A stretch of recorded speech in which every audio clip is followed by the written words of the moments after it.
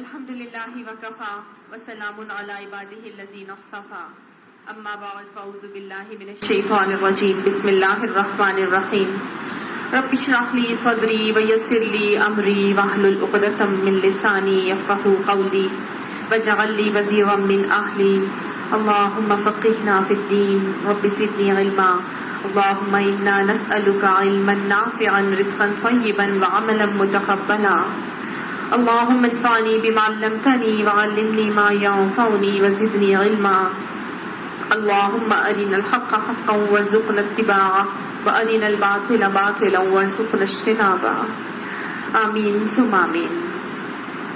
سورہ الزمر آیت نمبر 9 تک ہم نے پچھلی کلاس میں کیا تھا، آج آیت نمبر 10 سے کریں گے۔ اعوذ باللہ من الشیطان الرجیم۔ قل، اے نبی صلی اللہ علیہ وآلہ وسلم، آپ ان سے کہہ دیجئے، یا عباد الذین آمنو، اے لوگو، اے میرے بندو جو ایمان لائے ہو، اتقوا ربکم، اپنے رب کا تقوی اختیار کرو۔ نبی اکرم صلی اللہ علیہ وآلہ وسلم کو حکم دیا جا رہا ہے کہ ایمان لانے والے بندوں سے کہہ دیجئے کہ اللہ جو کہ ان کا رب ہے اس کا تقوی اختیار کریں، اس سے ڈریں، اس کی ناراضگی سے ڈریں، اس کی جہنم سے ڈریں، اس کے سوال جواب سے ڈریں، پوچھ گچھ حساب کتاب سے ڈریں، اس کے سامنے کھڑے ہونے سے ڈریں، اور اس کے ڈر کی وجہ سے گناہوں کا تقوی، گناہوں سے بچنا شروع کر دیں۔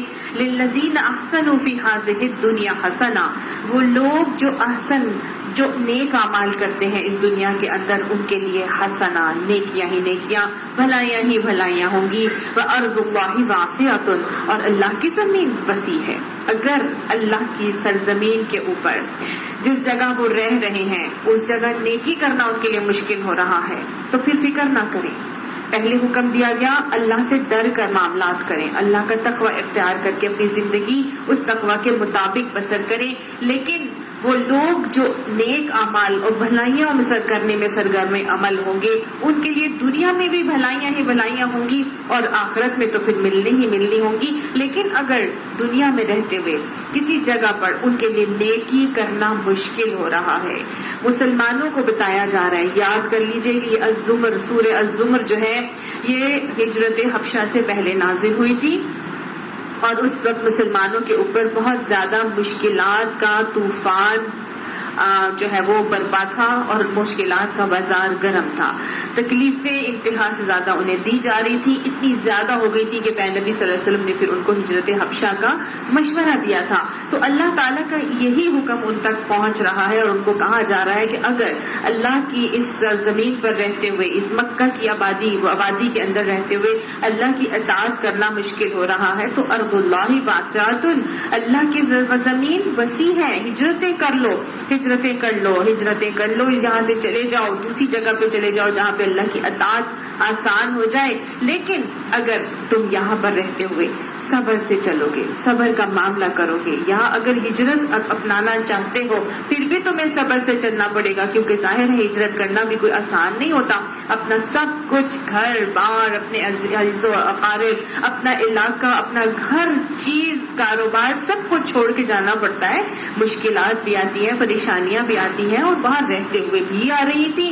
تو اللہ تعالیٰ نے فرمایا ایسے معاملات میں جب کوئی صبر کر کے چلے گا تو پھر یاد رکھے انما یوفی الصابرون اجرهم بغیر حساب، بے شک صرف وہ پورا دے گا صبر کرنے والوں کو، ان کے اجر بے حساب دیے جائیں گے۔ اللہ تعالیٰ صبر کرنے والوں کو ان کا بے حساب اجر دینے کا وعدہ فرما رہے ہیں۔ بے حساب، غیر ممنون، لا متناہی اجر کا سلسلہ جن چیزوں کے لیے اللہ تعالیٰ بیان کرتے ہیں وہ چار ہیں، چار معاملات ایسے ہیں جس میں اللہ تعالیٰ بے حساب اجر کا وعدہ کرتے ہیں۔ ان میں سے ایک تو یہی ہے سورہ زمر کی یہ آیت کہ انما یوفی الصابرون اجرهم بغیر حساب، کہ بے شک سے صبر کرنے والوں کو ہم ان کا بے حساب اجر عطا فرمائیں گے۔ دوسرا جو ہے وہ ہم سب کو معلوم ہے کہ اللہ سبحانہ تعالیٰ نے فرمایا نا کہ الصوم لی وانا اجزا بہ، کہ روزہ میرے لیے ہے اور میں ہی اس کا اجر دوں گا۔ جس کے لیے جتنا مشکل ہوگا روزہ رکھنا، اللہ تعالیٰ اتنا ہی اس کی نیت کے حساب سے اس کو اجر عطا فرمائیں گے۔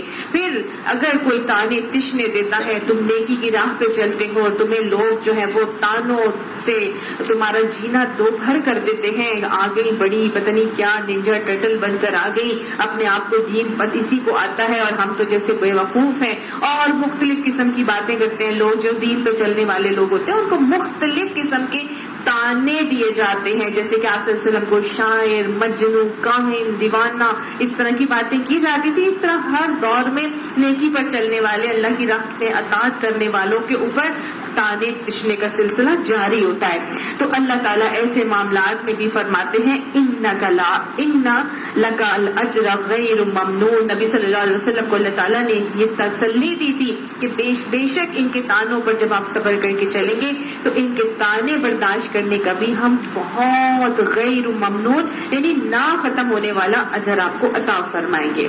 اور جو چوتھا معاملہ ہے وہ یہ ہے کہ فمن عفا واصلح، جس نے معاف کر دیا اور اصلاح کر لی، فاجرہ الی اللہ، پھر اللہ کی طرف اس کا اجر قائم ہو گیا، اس کا اجر اللہ کے اوپر ہے، اللہ کے ذمہ ہے۔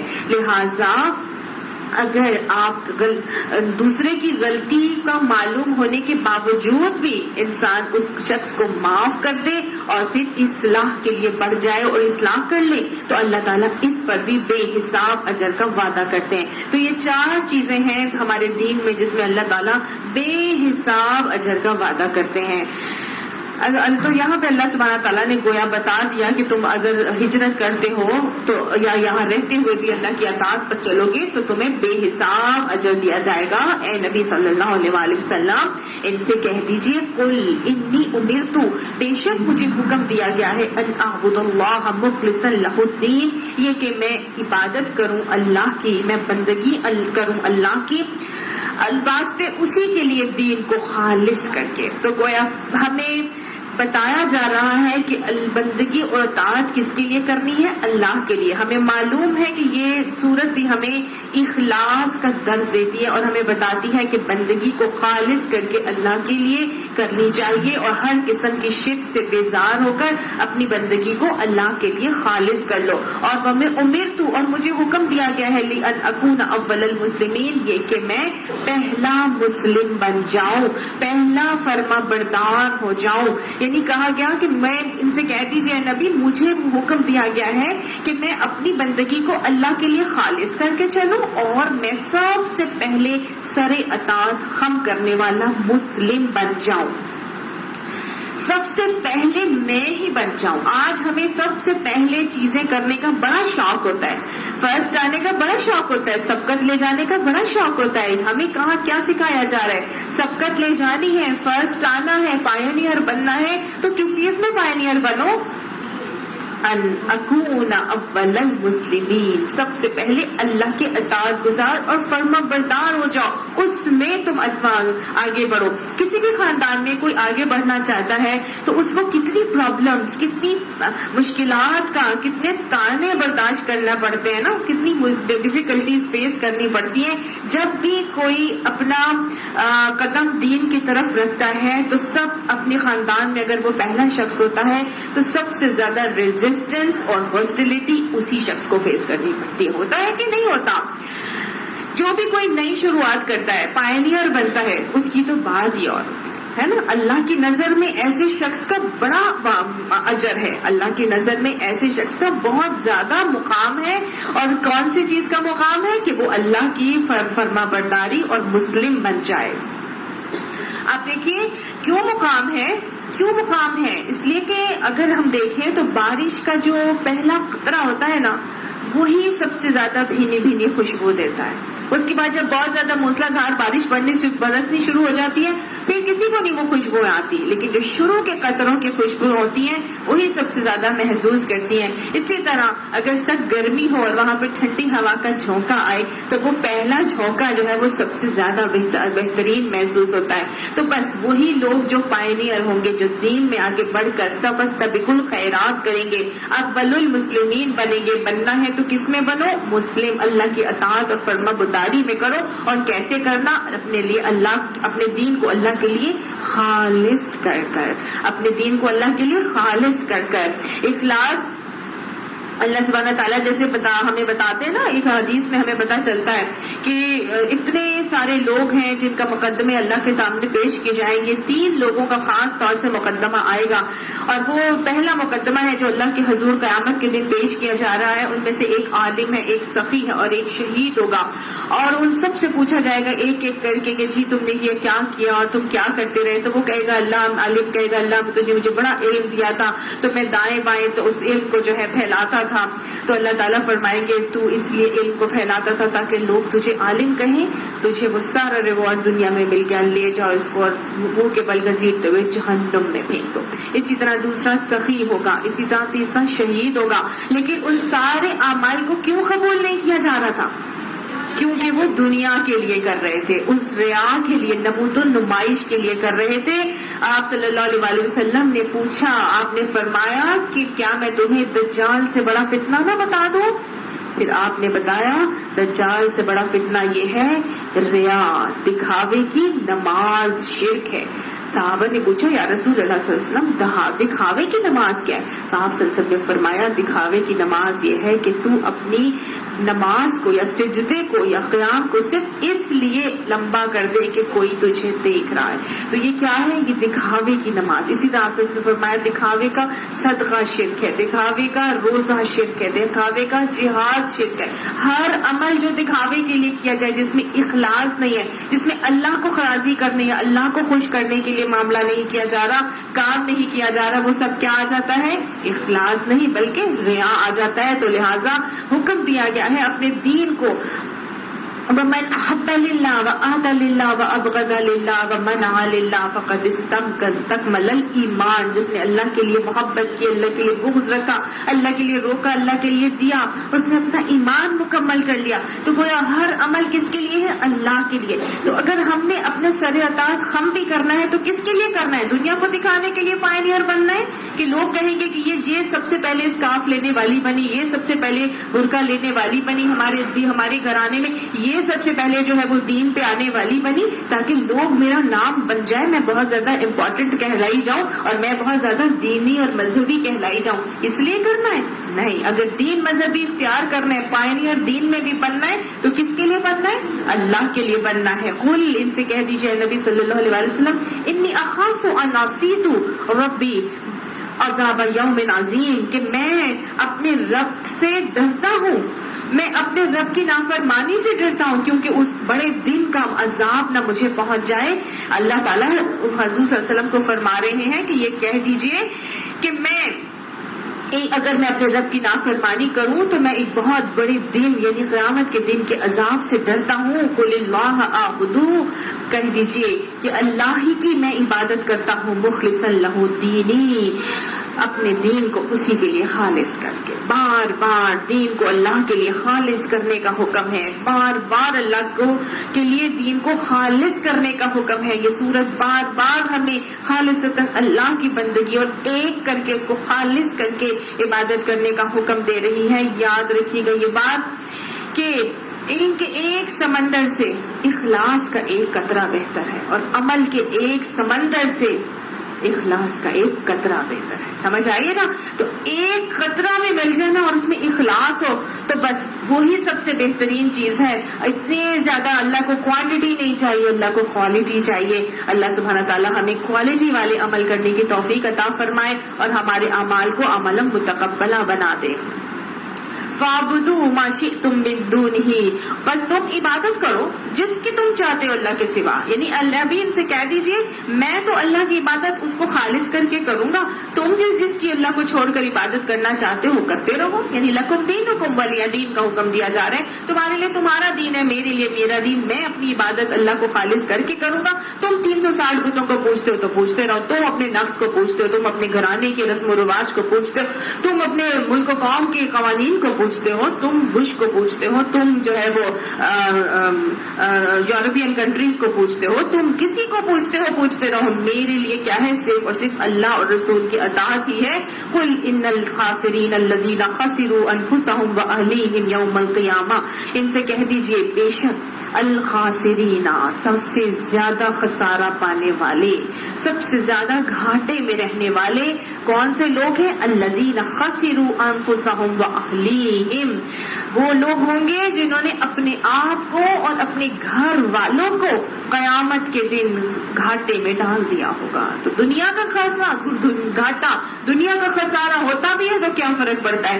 اصل خسارہ اللہ تعالیٰ یہاں پہ بتا رہے ہیں کہ کیا اصل خسارہ ہے؟ اصل خسارہ وہ ہے کہ جس نے اپنے آپ کو تو گھاٹے میں قیامت میں ڈالا ہی ڈالا، ساتھ ساتھ اس کے سارے گھر والے بھی گھاٹے میں پڑ گئے۔ کیا تھا؟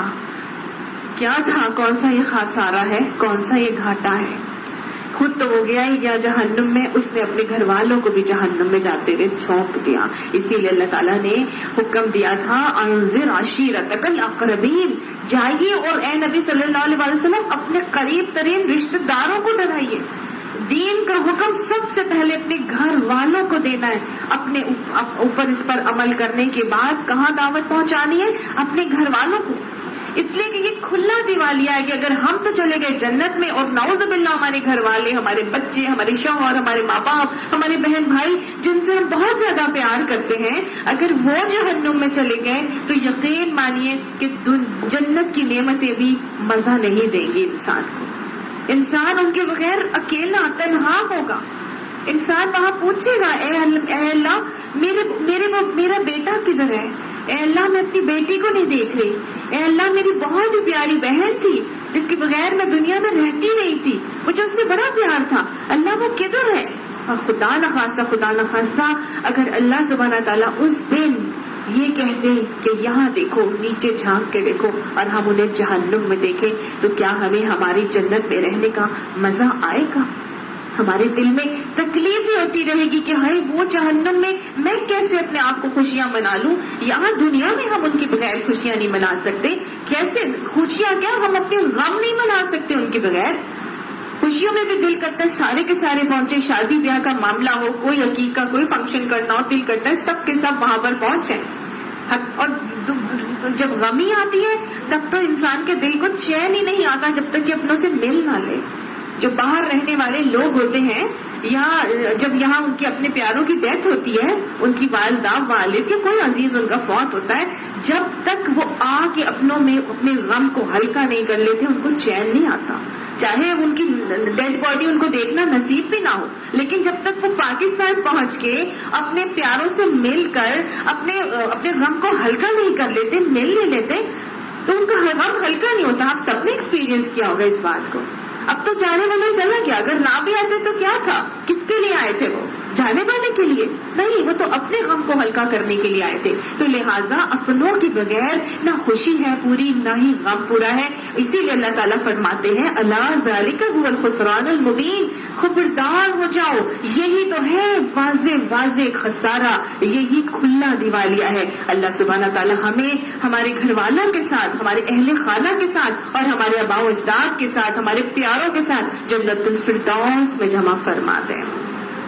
لہم من فوقہم ظلل من النار، ان کے اوپر چھتریاں ہوں گی آگ سے، ومن تحتہم ظلل، اور ان کے نیچے بھی آگ کی چھتریاں ہوں گی۔ اوپر بھی چھتریاں ہیں، نیچے بھی چھتریاں ہیں۔ یہ خسران المبین، واضح خسارہ اللہ تعالیٰ بتا رہے کیا ہے واضح خسارہ، کہ یہ شرک کرنے والے، یہ جو اپنے خود تو چلتے رہے لیکن دوسروں کو خود بھی نہ چلے اور اپنے اہل و عیال کو بھی نہ لے کے چلے، یہ جہنمی کیا ہوں گے؟ ان کے اوپر بھی چھتریاں ہیں آگ سے، نیچے بھی آگ سے آگ کی، ان کو آپ کے لیے قدموں کے نیچے بھی جہنم کی حرارت، اوپر بھی آگ ہی آگ، دائیں بائیں ہر طرف آگ ہی آگ، تو کیا ان کا حال ہو رہا ہوگا؟ اللہ تعالیٰ فرماتا ہے ذالک یخوف اللہ بہ عبادہ، یہ ہے وہ چیز جس سے اللہ تعالیٰ اپنے بندوں کو ڈراتا۔ اس آگ سے، دنیا کی آگ، جہنم کی آگ کا 69، آپ کہہ لیں کہ 70 میں سے صرف 1% ہے، اور 69% حصہ جو ہے وہ جہنم کی آگ ہے۔ حضرت عمر آگ کے اوپر ہاتھ رکھ کے کہتے تھے کہ اے عمر دیکھ تو دیکھتا ہوں کہ تجھے آگ کے اوپر کتنا صبر ہے۔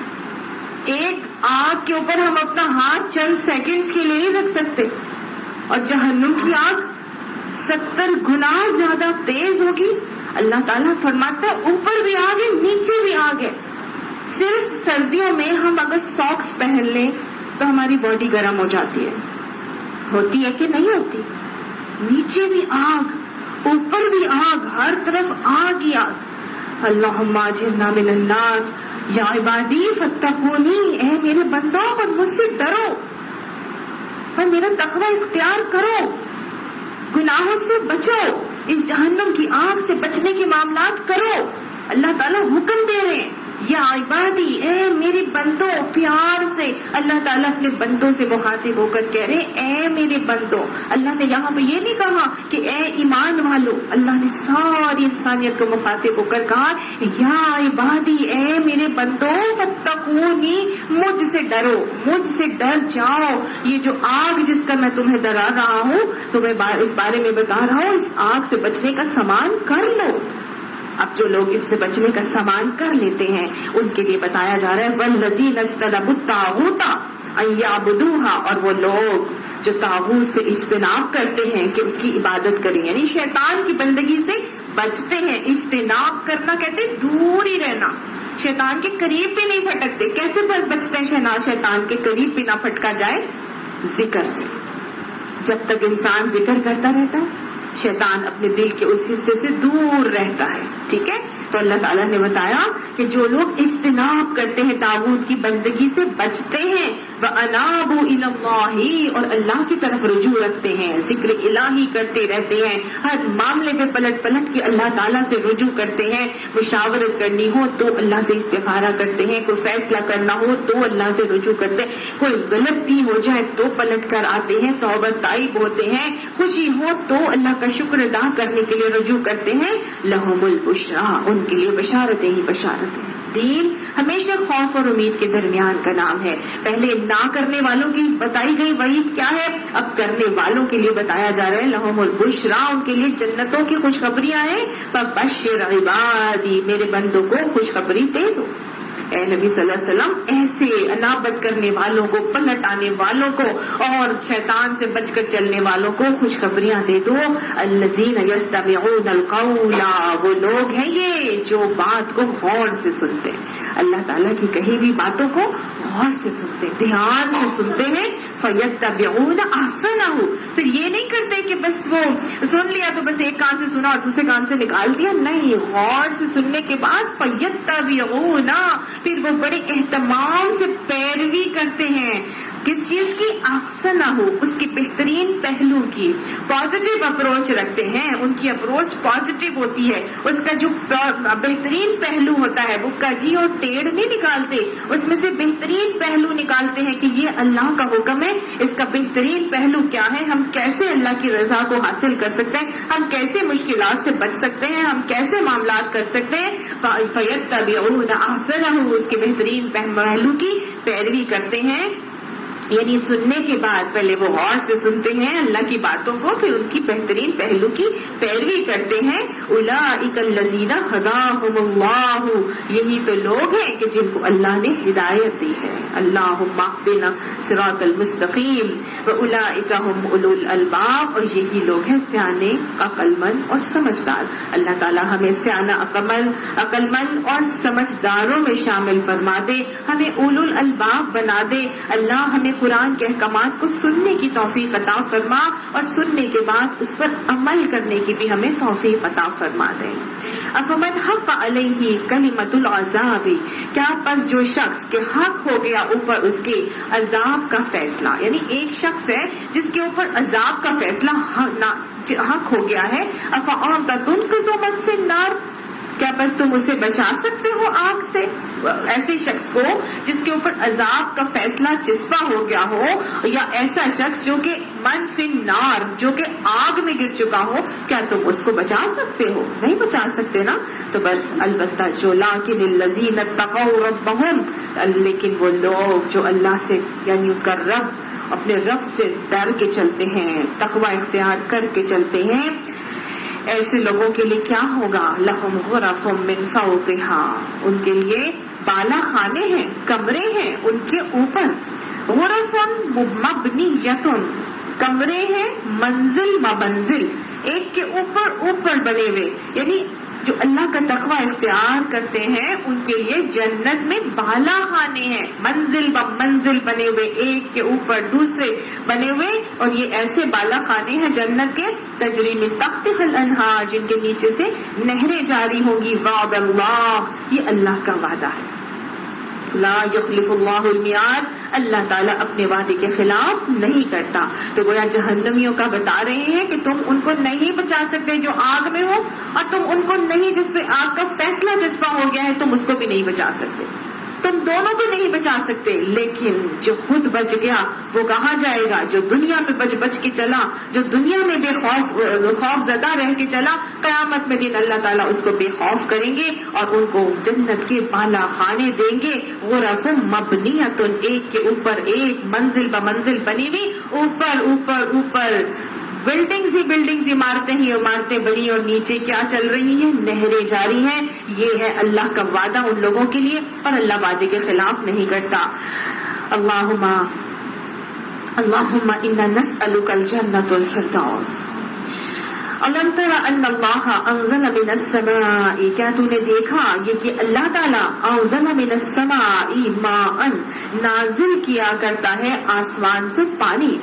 اب یہ آگے اللہ سبحانہ تعالیٰ دنیا کی بے ثباتی کی ایک مثال بتائیں گے کہ تم یہ سب کیوں نہیں کرتے، کیوں نہیں اللہ کے لیے اپنی عبادت کو خالص کر کے چلتے، کیوں طاغوت کی بندگی کر کے چلتے ہو، کیوں تم نے دوسرے خدا بنا کے رکھے ہوئے، کیوں نہیں اکیلے اللہ کی واحد کی طرف آتے۔ دیکھ لو، دنیا حاصل کرنے کے چلیے کرتے ہو نا، تاکہ تمہیں دنیا میں نام، عہدہ، اقتدار، طاقت مل جائے، تمہارے لیے دنیا کی زندگی تمہارے لیے آسان ہو جائے۔ دیکھ لو یہ دنیا کی زندگی کیسی ہے۔ کیا تم دیکھتے نہیں ہو کہ اللہ تعالیٰ آسمان نازل کرتا ہے آسمان سے پانی، فَسَلَكَهُ، پھر وہ جاری کرتا ہے اس کے اندر، يَنَابِيعَ فِي الْأَرْضِ، دریا، سوتے، چشمے، تو زمین کے اندر آسمان سے پانی برسا، اور زمین کے اندر اللہ تعالیٰ نے دریا بہا دیے، سوتے، ندیاں، نالے، چشمے، اسی کی وجہ سے بنتے ہیں نا۔ پانی جب اوپر سے آتا ہے تو کچھ جذب ہو جاتا ہے، کچھ جو ہے زمین اپنی ہی حساب سے لے کے چل پڑتی ہے، کچھ تھوڑی، کچھ زیادہ کی صورت میں، کچھ کمی کی صورت میں۔ ثم یخرج بہ زرعا، پھر وہ نکالتا ہے اس میں سے کھیتیاں، مختلف الوان، مختلف ہوتے ہیں ان کے رنگ۔ ثم یہیج، پھر اس کے بعد وہ کیا کرتا ہے؟ اس کو سکھا دیتا ہے۔ فتراہ مصفرا، پھر تم دیکھتے ہو اس کو زرد ہو جاتی ہے۔ ثم یجعلہ حطاما، پھر وہ بنا دیتا ہے اس کو بھس۔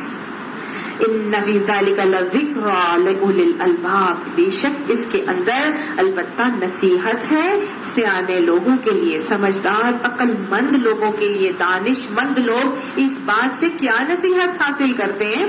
اللہ تعالیٰ نے اپنا ایک نظام بتایا دنیا کے اندر، آسمان سے پانی برستا ہے بارش کی صورت میں، اور پھر زمین اپنے ظرف کے مطابق اس پانی کو لے کے چلتی ہے۔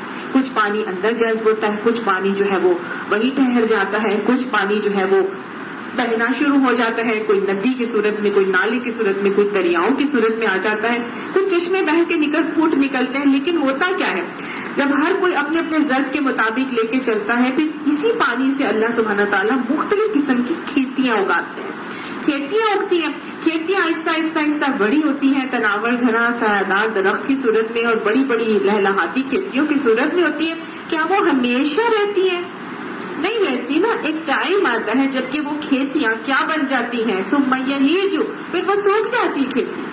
پھر اس کے بعد کیا ہوتا ہے؟ پھر وہ سوکھنے کے بعد زرد ہو جاتی ہے، اور زرد ہونے کے بعد آخرکار ایک ٹائم آتا ہے کہ وہ بھس بن جاتی ہے۔ یہی حال انسان کا ہوتا ہے۔ انسان جب اس دنیا میں آتا ہے تو کیا ہوتا ہے؟ وہ بہت بچہ ہوتا ہے، چھوٹا سا ہوتا ہے، اور پھر اللہ تعالیٰ اس کے اوپر نعمتوں کی بارش کرتے ہیں، بے پناہ بارشیں۔ اللہ تعالیٰ اس کو ماں باپ کی صورت میں اس کو وسائل پرووائڈ کرتے ہیں، اس کو کھانا پینا، اس کو نعمتیں ملتی ہیں، پھر وہ آہستہ طاقتور ہوتا چلا جاتا ہے، جوانی آتی ہے اور وہ اور زیادہ خوبصورت اور تنومند ہوتا ہے۔ کچھ لوگوں کو بہت زیادہ نعمتیں اللہ تعالیٰ عطا فرماتا ہے، کچھ لوگوں کو کم عطا فرماتا ہے۔ جس کی کیپیسٹی ہوتی ہے وہ ان نعمتوں سے مستفید ہوتا ہے۔ ہر کوئی تو ڈاکٹر انجینئر نہیں بن جاتا نا، ہر کوئی تو نہیں کر سکتا، حالانکہ اس کے پاس بھی ماں باپ بھی تھے، اس کے پاس عقل بھی تھی، اس کے پاس سب کچھ تھا، بس ڈفرینٹ طرح کے لوگ ہیں اپنی اپنی کیپیسٹی کے حساب سے، اور وہ اس اویل کرتے ہیں. کچھ بہت غریب لوگوں میں بھی بہت پڑھے لکھے نکل آتے ہیں، کچھ بہت امیروں میں اور بہت انٹیلیجنٹ لوگوں میں بھی جو ہے وہ اولادیں کیسی آ جاتی ہیں کہ وہ کسی کام کی نہیں ہوتی. تو بہرحال ہر کوئی اپنے ذوق کے مطابق اس میں سے حاصل کرتا ہے، اور پھر وہ جوان ہوتا ہے. جب وہ جوان ہوتا ہے تو سب اس کو دیکھ کے خوش ہوتے ہیں کہ وہ طاقتور صحت مند ہو جاتا ہے، ہر کوئی اس کو دیکھ کے خوش ہو رہا ہوتا ہے. پھر وہ ایک کو فائدہ بھی پہنچا رہا ہوتا ہے، مختلف الوان ہو، کوئی ڈاکٹر بن جاتا ہے، کوئی انجینئر بن جاتا ہے، کوئی کمپیوٹر ٹیکنالوجسٹ بن جاتا ہے، کوئی ٹیچر بن جاتا ہے، کوئی سائنٹسٹ بن جاتا ہے، کوئی جو ہے وہ کچھ بھی نہیں کر پاتا، کوئی روٹی لگانے والا بن جاتا ہے، کوئی مولوی صاحب بن جاتا ہے. تو ہر کوئی مختلف الوان ہو، اپنے اپنے معاملات اس اپنے کرتے ہیں. لیکن پھر کیا ہوتا ہے، کیا وہ ہمیشہ چلتے رہتے ہیں؟ نہیں نا، آہستہ آہستہ آہستہ ان کی ایج بڑھتی جاتی ہے اور طاقت اور جوانی ختم ہوتی جاتی ہے. جوانی اور طاقت ڈھلتی چھاؤ ہے، آہستہ آہستہ آہستہ وہ سوکھتے چلے جاتے ہیں، وہ کمی آتی جاتی ہے اس کے اندر، اور اس کی کمزوریاں اس کے اندر آتی ہیں. پھر وہ سرد ہو جاتا ہے، یعنی وہ بڑھاپا آ جاتا ہے اس کے اوپر، بڑھاپا طاری ہو جاتا ہے. اور بڑھاپے کے بعد پھر کیا ہوتا ہے، آخر کار جب ملک الموت سے اس کی ملاقات ہوتی ہے تو وہ بھس بن جاتا ہے، اس کی روح ختم ہو جاتی ہے اور وہ یہیں پر دنیا میں ہی رہ جاتا ہے. یہ ہے دنیا کی زندگی کی بے ثباتی کا معاملہ. پھر اس دنیا کے لیے جہاں پر آیا وہ ہر شخص جو ہے وہ آخر کار بھوس بن کے رہے گا. تو لہٰذا اس دنیا کے پیچھے اپنی آخرت کو برباد مت کرو. اللہ تعالیٰ فرما رہے ہیں فمن شرح اللہ صدرہ، کیا پس وہ شخص جس کا کھول دیا ہو اللہ نے سینہ اس کا للاسلامی، اسلام کے لیے، فَهُوَ عَلَى نُورٍ مِّن رَبِّهِ، بس وہ ایک نور کے اوپر ہو اپنے رب کی طرف سے. ایک شخص ہے جس کا اللہ نے اسلام کے لیے سینہ کھول دیا اور وہ اپنے رب کی طرف سے ایک نور پر چل رہا ہے. شرح صدر کا معاملہ کیا چیز ہوتی ہے؟ شرح صدر ہونا یعنی کھول دینا اللہ تعالیٰ کسی کا سینہ. اللہ تعالیٰ قرآن پاک میں فرماتے ہیں مَن يُرِدِ اللَّهُ أَن يَهْدِيَهُ، جس کے لیے اللہ ہدایت دینے کا ارادہ کرتا ہے، یشرح صدرہ للاسلام، اس کا سینہ اسلام کے لیے کھولتا ہے. تو اللہ تعالیٰ سے دعا مانگا کرے رب اشرح لی صدری ویسر لی امری، اے اللہ میرے سینے کو کھول دے اور میرے لیے کام آسان کر دے، اسلام پر چلنا میرے لیے آسان کر دے، میرے سینے کو کھول دے. صحابی میں سے ایک صحابی نے آپ صلی اللہ علیہ وسلم سے پوچھا کہ یا رسول اللہ صلی اللہ علیہ وسلم، شرح صدر کی کوئی پہچان بھی ہے کہ اللہ تعالیٰ شرح صدر کر دے؟ تو آپ صلی اللہ علیہ وسلم نے فرمایا کہ ہاں، ایک نور اس کے دل میں آتا ہے. اب کیا پتا کہ وہ نور میرے دل میں آیا، مجھے تو نہیں پتا کہ میرے دل میں نور آتا ہے. تو اب اللہ کے نبی نے آگے سے بتایا ایک نور اس کے دل میں آتا ہے، فَهُوَ عَلَى نُورٍ مِّن رَبِّهِ، اور وہ اپنے رب کی طرف سے ایک نور پہ ہوتا ہے. ٹھیک ہے، وہ ایک نور اس کے دل میں آتا ہے اور وہ کیا کرتا ہے کہ دنیا سے اس کا دل اچاٹ ہو جاتا ہے اور موت سے پہلے موت کی تیاری کرنے لگتا ہے. یہ ہے اس کی پہچان کہ دنیا ان کی محبت میں جا کے جو یہ سارا کچھ کر رہا تھا نا، جب شرح صدر ہو جاتا ہے تو دنیا عارضی ٹھکانہ لگنے لگتی ہے. وطن اصلی آخری جو ہے قیامت، آخرت کا گھر اس کے لیے وطن اصلی بن جاتا ہے. دنیا سے دل اچاٹ ہو جاتا ہے. مل گیا تو ٹھیک ہے الحمدللہ ثم الحمدللہ، نہیں ملا تو بھی اللہ تعالیٰ کا شکر ہے. اور پھر کیا کرتے ہیں، موت سے پہلے موت کی تیاری کرنے لگتا ہے. یہ ہے شرح صدر کا معاملہ. جو انسان کے ساتھ ہو جائے تو وہ کیا بنتا ہے، وہ نور کا مسافر، روشنی کا مسافر بن جاتا ہے. اللہ کی طرف سے ایک نور اس کے دل میں آیا تھا نا. اب اندھیروں میں وہ بھٹک رہا تھا، پہلے اس کو نہیں معلوم تھا میں کہاں جا رہی ہوں، میں کیا کر رہی ہوں. میں ساری عمر گزارتی چلی آئی، اللہ سے اب وہ دعائیں مانگ رہی ہے یا رب اشرح لی صدری، رب اشرح لی صدری ویسر لی امری، اللہ تو میرے لیے میرے کام آسان کر، میرا سینہ اسلام کے لیے کھول دے. وہ دعائیں مانگے جا رہی ہے. اب وہ تو بھٹک رہی تھی اندھیروں میں، اس کو نہیں معلوم 50-60 سال اس کی عمر ہو گئی، اس کو نہیں معلوم اب کہاں جانے. جب اللہ تعالیٰ سے وہ ہدایت مانگ رہی ہے تو پھر اللہ تعالیٰ جب ہدایت دینے کا ارادہ کرتا ہے، وہ آتی ہے قرآن کلاسز میں، قرآن کا کورس جوائن کرتی ہے، قرآن پڑھنا شروع ہوتی ہے، اپنی صحبت کو چینج کر کے دوسری صحبت میں آنا شروع ہوتی ہے. وہ ایک قدم بڑھاتی ہے، اللہ تعالیٰ 10 بڑھاتے. وہ چل کر آتی ہے، اللہ تعالیٰ دوڑ کر آتے. ایسا تو اللہ کا وعدہ ہے. پھر اللہ تعالیٰ کیا کرتے ہیں، اس کو اندھیروں سے نکال کے کہاں پہ لے آتے ہیں، نور میں لے آتے ہیں، روشنی میں لے آتے ہیں، اور پھر جب وہ روشنی میں چلنے لگتا ہے تو وہ روشنی کا مسافر بن جاتا ہے. اب اس کو ہر چیز عیاں ہو جاتی ہے، ہر چیز اس کو نظر آنے لگتی ہے، اس کو دنیا کی حقیقت سمجھ آنے لگتی ہے، اس کو یہ ساری دنیا کے آنے کا مقصد سمجھ آنے لگتا ہے، کائنات میں نشانیوں سے اللہ کو پہچاننے لگتی ہے. وہ تو سب کچھ کرنے شروع ہو جاتی ہے. کیا وہ ایسے شخص کے ساتھ کہ جیسی ہو سکتی ہے؟ فَوَيْلٌ لِلْقَاسِيَةِ قُلُوبِهِمْ، بس ویل ہے، ہلاکت ہے، جہنم کی بربادی، گہری کھائی کس کے لیے؟ للقاسیۃ قلوبہم، ان کے لیے ہے جو دل جن کے سخت ہو چکے ہوں من ذکر اللہ، اللہ کے ذکر سے. کیا وہ ایسے شخص کی طرح ہو سکتی ہے کہ جن کا دل اللہ کے ذکر پر سخت ہو جائے؟ نہیں، وہ تو اللہ کے ذکر پہ نرم ہوتی ہے نا. تو پھر وہی دونوں میں کتنا بدل جہاں فرق ہے. اللہ تعالیٰ سے شرح صدر کی ضرور دعا مانگا کریں. اللہ نے لا کے جو یہاں بٹھا دیا ہے تو پھر اللہ تعالیٰ آگے بھی ہمیں صراط مستقیم ہی پر قائم و دائم رکھے، اور مرنے سے پہلے ہمیں جنت میں ہمارے ٹھکانے دکھا کر شہادت کی موت عطا فرمائے. اولئک فی ضلال مبین، یہ ہے پرلے درجے کی گمراہی، اور یہی لوگ ہیں جو گمراہی میں ہیں کھلی. اللہ سبحانہ تعالیٰ نزل احسن الحدیث، اس نے نازل کیا ہے اچھی بات. اللہ نے اچھی بات کو نازل کیا ہے. کیسے؟ کتاباً، لکھی ہوئی ہے، ایک کتاب کی شکل میں اللہ نے بہترین بات نازل کی ہے. کون سی بات آئی ہے لکھی ہوئی کتاب کی شکل میں؟ قرآن پاک. Very good. متشابہ مثانی، اس کے ملتے جلتے مضامین ہیں جو کہ دہرائے جا رہے ہیں بار بار. مثانی کہتے ہیں بار بار دہرائے جانے والے. تو وہ اللہ تعالیٰ فرماتا ہے کہ اللہ نے تو ایک بہترین بات ایک کتاب کی صورت میں نازل کی ہے جس میں ایسے مضامین ہیں جو ایک دوسرے سے ملتے جلتے ہیں اور بار بار دہرائے جاتے ہیں. اور ہم دیکھ رہے ہیں کہ وہی باتیں اللہ تعالیٰ قرآن پاک میں بار بار ڈفرینٹ انداز میں دہراتے ہیں.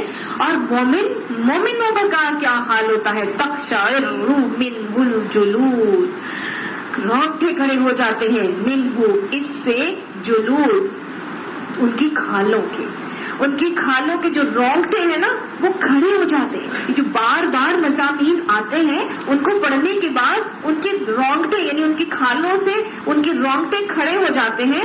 الذین یخشون ربہم، ان لوگوں کے جو اپنے رب کی خشیت رکھتے ہیں، جو اپنے رب کا تقوی رکھتے ہیں، جن کے دلوں میں اتنا زیادہ اللہ کا ڈر، اللہ کا خوف ہوتا ہے کہ اس کے خوف کی وجہ سے گناہ کا کرنا تو محال، اس کا سوچنا بھی ان کے لیے مشکل ہو جاتا ہے.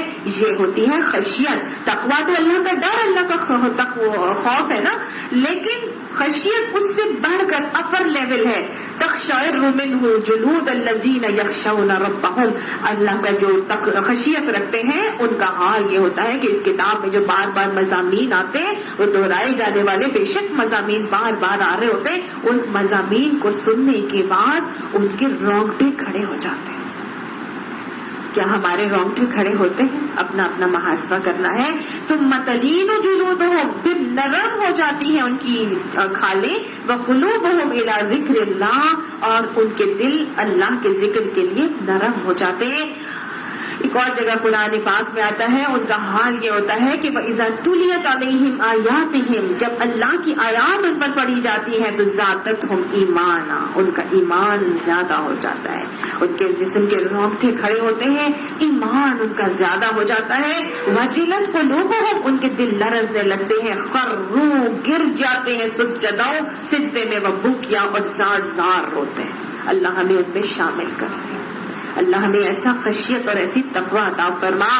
اللہم اقسم لنا من خشیتک ما تحول به بیننا و بین معصیتک، ذالک ھدی اللہ، یہ ہے اللہ کی ہدایت. یہدی بہ من یشاء، وہ ہدایت دیتا ہے اس سے جس کو چاہتا ہے. اللہم اہدنا الصراط المستقیم، اے اللہ تو ہمیں سیدھے راستے کی ہدایت دے دے. اللہ کس کو دیتا ہے یہ راستے کی ہدایت؟ اس کو دیتا ہے جو خود ہدایت چاہتا ہے، اور صرف چاہتا ہی نہیں رہتا بلکہ اس کے لیے پھر آگے قدم بھی بڑھاتا ہے. وَمَن يُضْلِلِ اللَّهُ، اور جس کو وہ گمراہ کرتے اللہ، فَمَا لَهُ مِنْ هَادٍ، بس نہیں ہے واسطے اس کے کوئی ہدایت دینے والا. أَفَمَن يَتَّقِي، کیا بس کوئی ایسا شخص جو بچا سکتا ہے بِوَجْهِهِ، اپنے چہرے کو، سوء العذاب یوم القیامہ، برے عذاب سے اپنے چہرے کو کوئی شخص بچا سکتا ہے قیامت کے دن؟ مطلب ایسا حال ہو جائے گا کہ انسان قیامت کے دن اللہ کے عذاب کی مار اپنے منہ کر لے گا، اپنے چہرے کا وہ اللہ کی قیامت کے دن عذاب سے نہیں بچا سکتا. کیا ہم بچا سکتے ہیں؟ اور چہرے کی تو ویسے ہی ہم سب کو بڑی فکر ہوتی ہے، ایک دانہ بھی نکل آئے تو مصیبت پڑ جاتی. کوئی کٹ، کوئی بھی نشان چہرے پر آ جائے، صحیح ایک تل بھی ہو تو انسان کہتا ہے اس کو کسی طرح سے لیزر سے ریموو کروا دو اور بالکل اسپاٹ لیس میری سپل اسکن ہو جائے. کہتے ہیں کہ نہیں، چہرہ تو ہر ایک کو بہت پسند ہے نا. تو اللہ تعالیٰ نے کہا کیا اس شخص کی بدحالی کا تم اندازہ کر سکتے ہو جو قیامت کے دن اللہ کی مار، عذاب کی مار کو اپنے چہرے پر لے گا. اللہم لا تجعلنا منہم وقیل للظالمین، اور کہہ دیا جائے گا واسطے ظالموں کے، ذوقوا، چکھو یہ عذاب جو ہے نا، یہ چکھو. یہ کیوں مل رہا ہے تمہیں؟ ما کنتم تکسبون، یہ اس کمائی کا بدلہ ہے جو تم کرتے رہے، جو تم کماتے رہے ہو نا، یہ اسی کمائی کا بدلہ ہے جو آج تمہیں دیا جا رہا ہے. اللہ تعالیٰ ہمیں معاف فرما دے. اللہ ہمارے سارے گناہوں کو بھی نیکیوں سے بدل کر اللہ ہمیں ایسا بنا دے کہ ہم اسے پسند آ جائیں. جب ہم ملے تو اس حال میں ہو کہ وہ ہم سے راضی ہو، ہم اپنے انجام سے خوش ہو جائیں. کذب الذین من قبلہم، جھٹلایا تھا ان لوگوں نے ان سے پہلے بھی، یعنی ان سے پہلے بھی بہت سارے لوگ ایسے آئے تھے جنہوں نے ان باتوں کو جھٹلا دیا تھا. پھر ان کے ساتھ کیا ہوا تھا؟ فأتاہم العذاب، پھر آ گیا تھا ان کے پاس عذاب، من حیث لا یشعرون، وہاں سے جہاں سے وہ شعور ہی نہیں رکھتے تھے. وہ بھی جھٹلاتے تھے پہلے آنے والے لوگ بھی، لیکن اللہ تعالیٰ کا عذاب ان تک بھی آ کے رہا اور وہ لوگ شعور نہیں رکھتے تھے، آگہی نہیں رکھتے تھے. وہ خیال بھی نہیں جا سکتا تھا ان کا کہ یہ عذاب کہاں سے اللہ کا ہمیں چھو جائے گا، لیکن اللہ تعالیٰ نے ان کو عذاب چکھا کے چھوڑا. فَأَذَاقَهُمُ اللَّهُ، کیا چکھایا اللہ تعالیٰ نے ان کو؟ بس چکھایا ان کو اللہ نے خزیا، رسوائی کا مزہ فی الحیات الدنیا، دنیا میں بھی اللہ نے ان کو رسوا کر دیا. ایسے لوگ دنیا میں بھی رسوا ہو جاتے ہیں. ولا عذاب الآخرت اکبر، اور البتہ عذاب آخرت کا وہ تو اس سے زیادہ بڑا ہے. دنیا میں بھی وہ رسوا ہوتے ہیں اور آخرت کا عذاب تو اللہ تعالیٰ فرماتا ہے اکبر ہے، اس سے بھی زیادہ بڑا ہے. اکبر اللہ تعالیٰ نے اپنے لیے صرف استعمال کیا ہے. اللہ اکبر، رضوان من اللہ اکبر، ولذکر اللہ اکبر. لیکن یہاں ایسے جھٹلانے والوں کے لیے جو شرک کر کے چلتے ہیں، اللہ کو کی عبادت کو اللہ کے لیے خالص کر کے نہیں چلتے، ایسے جھٹلانے والوں کو جو عذاب دیا جائے گا وہ بھی کیا ہوگا؟ اکبر ہوگا. ان الشرک لظلم عظیم، اللہ تعالیٰ شرک کو کبھی معاف نہیں کرے گا کیونکہ یہ ظلم عظیم ہے. دہرا لیجیے، شرک کس کو کہتے ہیں؟ شرک کہتے ہیں کہ ایسا معاملہ کرنا کہ کسی چیز کو اس کا جائز حق نہ دینا، اس کو ظلم کہا جاتا ہے. کسی چیز کو اس کا جائز حق نہ دینا، اس کو ظلم کہا جاتا ہے. تو اللہ کو جب اس کا جائز حق نہ دیا جائے، اس کی صفات میں، اس کی ذات میں، اس کی اختیارات میں اور اس کے ساتھ عبادات میں، تو پھر اس کام کو شرک کہا جاتا ہے. اللہ کو اس کا حق دینا اس کی ذات میں، صفات میں، عبادات اور اختیارات میں صرف اور صرف کیا ہوگا؟ ان صلاتی و نسکی و محیای و مماتی للہ رب العالمین. سارے کے سارے معاملات، میرا عبادات، میری قربانی، میرا جینا مرنا کس کے لیے؟ اللہ رب العالمین کے لیے. ہر عبادت، ہر عمل میرا کس کے لیے؟ اللہ کے لیے ہوگا. اللہ کانوا یعلمون، کاش کہ وہ جان لیتے. اللہ تعالیٰ حسرت کر رہے ہیں، کاش کہ یہ لوگ جان لیتے. اللہ ہمیں اولو الالباب میں بناتے ہیں. وَلَقَدْ ضَرَبْنَا، اور البتہ یقیناً بیان کیا ہم نے، للناس، واسطے لوگوں کے لیے، فی ھذا القرآن، اس قرآن کے اندر، من کل مثل، ہر قسم کی مثالیں. البتہ یقیناً ہم نے ہر قسم کی مثالیں لوگوں کے لیے اس قرآن میں بیان کی ہیں. لعلہم یتذکرون، شاید کہ وہ نصیحت پکڑ لیں. قرآن عربی، قرآن عربی زبان میں، غیر ذی عوج، نہیں ہے اس میں کوئی ٹیڑھ، یہ ٹیڑھ والا نہیں ہے. لعلہم یتقون، شاید کہ وہ بچ جائیں، شاید کہ وہ تقوی اختیار کر لیں. اللہ نے اس قرآن کو عربی زبان میں اتارا ہے اور فرما دیا ہے، طرح طرح کی مثالیں اس میں دی ہیں تاکہ تم شاید نصیحت حاصل کر سکو. عربی زبان میں بھی مثالیں عطا بیان کی اور اس کو بالکل اسٹریٹ فارورڈ ہو کے سیدھا سیدھا بیان کر دیا. غیر ذی عوج، اس میں کوئی ٹیڑھ نہیں رکھی ہے، کجی نہیں رکھی ہے. سورہ کہف کی شروع کی پہلی آیات میں کیا ہوتا ہے؟ الحمدللہ الذی انزل علی عبدہ الکتاب وَلَمْ يَجْعَلْ لَهُ عِوَجًا. اس میں کوئی ٹیڑھ نہیں رکھی ہے. قیماً، یہ بالکل سیدھی ہے، ہر طرح سے سیدھی بات کرتی ہے، صراط المستقیم پرووائڈ کرتی ہے. کوئی ٹیڑھ اس کے اندر نہیں ہے. چل کے تو دیکھو، آ کے تو دیکھو، پڑھ کے تو دیکھو، اس پہ عمل کر کے تو دیکھو، خود بخود سمجھ میں آ جائے گا. بار بار دہرائی جانے والی اس میں تذکرے ہیں، لیکن مثالیں دی گئی ہیں کیا؟ تاکہ میں اور آپ اس سے نصیحت حاصل کر لیں، شاید کہ ہم برے انجام سے بچ جائیں. ضرب اللہ مثلا، بیان کرتا ہے اللہ ایک مثال. اب اللہ تعالیٰ نہیں سمجھ میں آ رہا تو شرک کی نفی اور توحید کے رسوخ کے لیے ایک بہت ہی کھلے طریقے سے ایک مثال بیان کر کے فرماتے ہیں. اللہ تعالیٰ ایک مثال بیان کرتے ہیں کہ رجلن، ایک شخص ہے، ایک آدمی ہے، فیہ شرکاء، اس کے بہت سے شریک ہیں، یعنی اس نے بہت سارے عبادت کرنے والے بس اپنے آقا بنائے ہوئے ہیں جن کا بس ایک ہی غلام ہے. متشاکسون، وہ اپنی طرف کھینچتے ہیں، اس کو اپنی طرف بلاتے ہیں. یعنی ایک ایسا غلام ہے جس کے بہت سے آقا ہیں، وہ بہت سارے معبود ہیں، اب ان کو خوش کرنا چاہتا ہے اور ہر کوئی اسے اپنی طرف کھینچ کے اپنی طرف بلا رہا ہوتا ہے.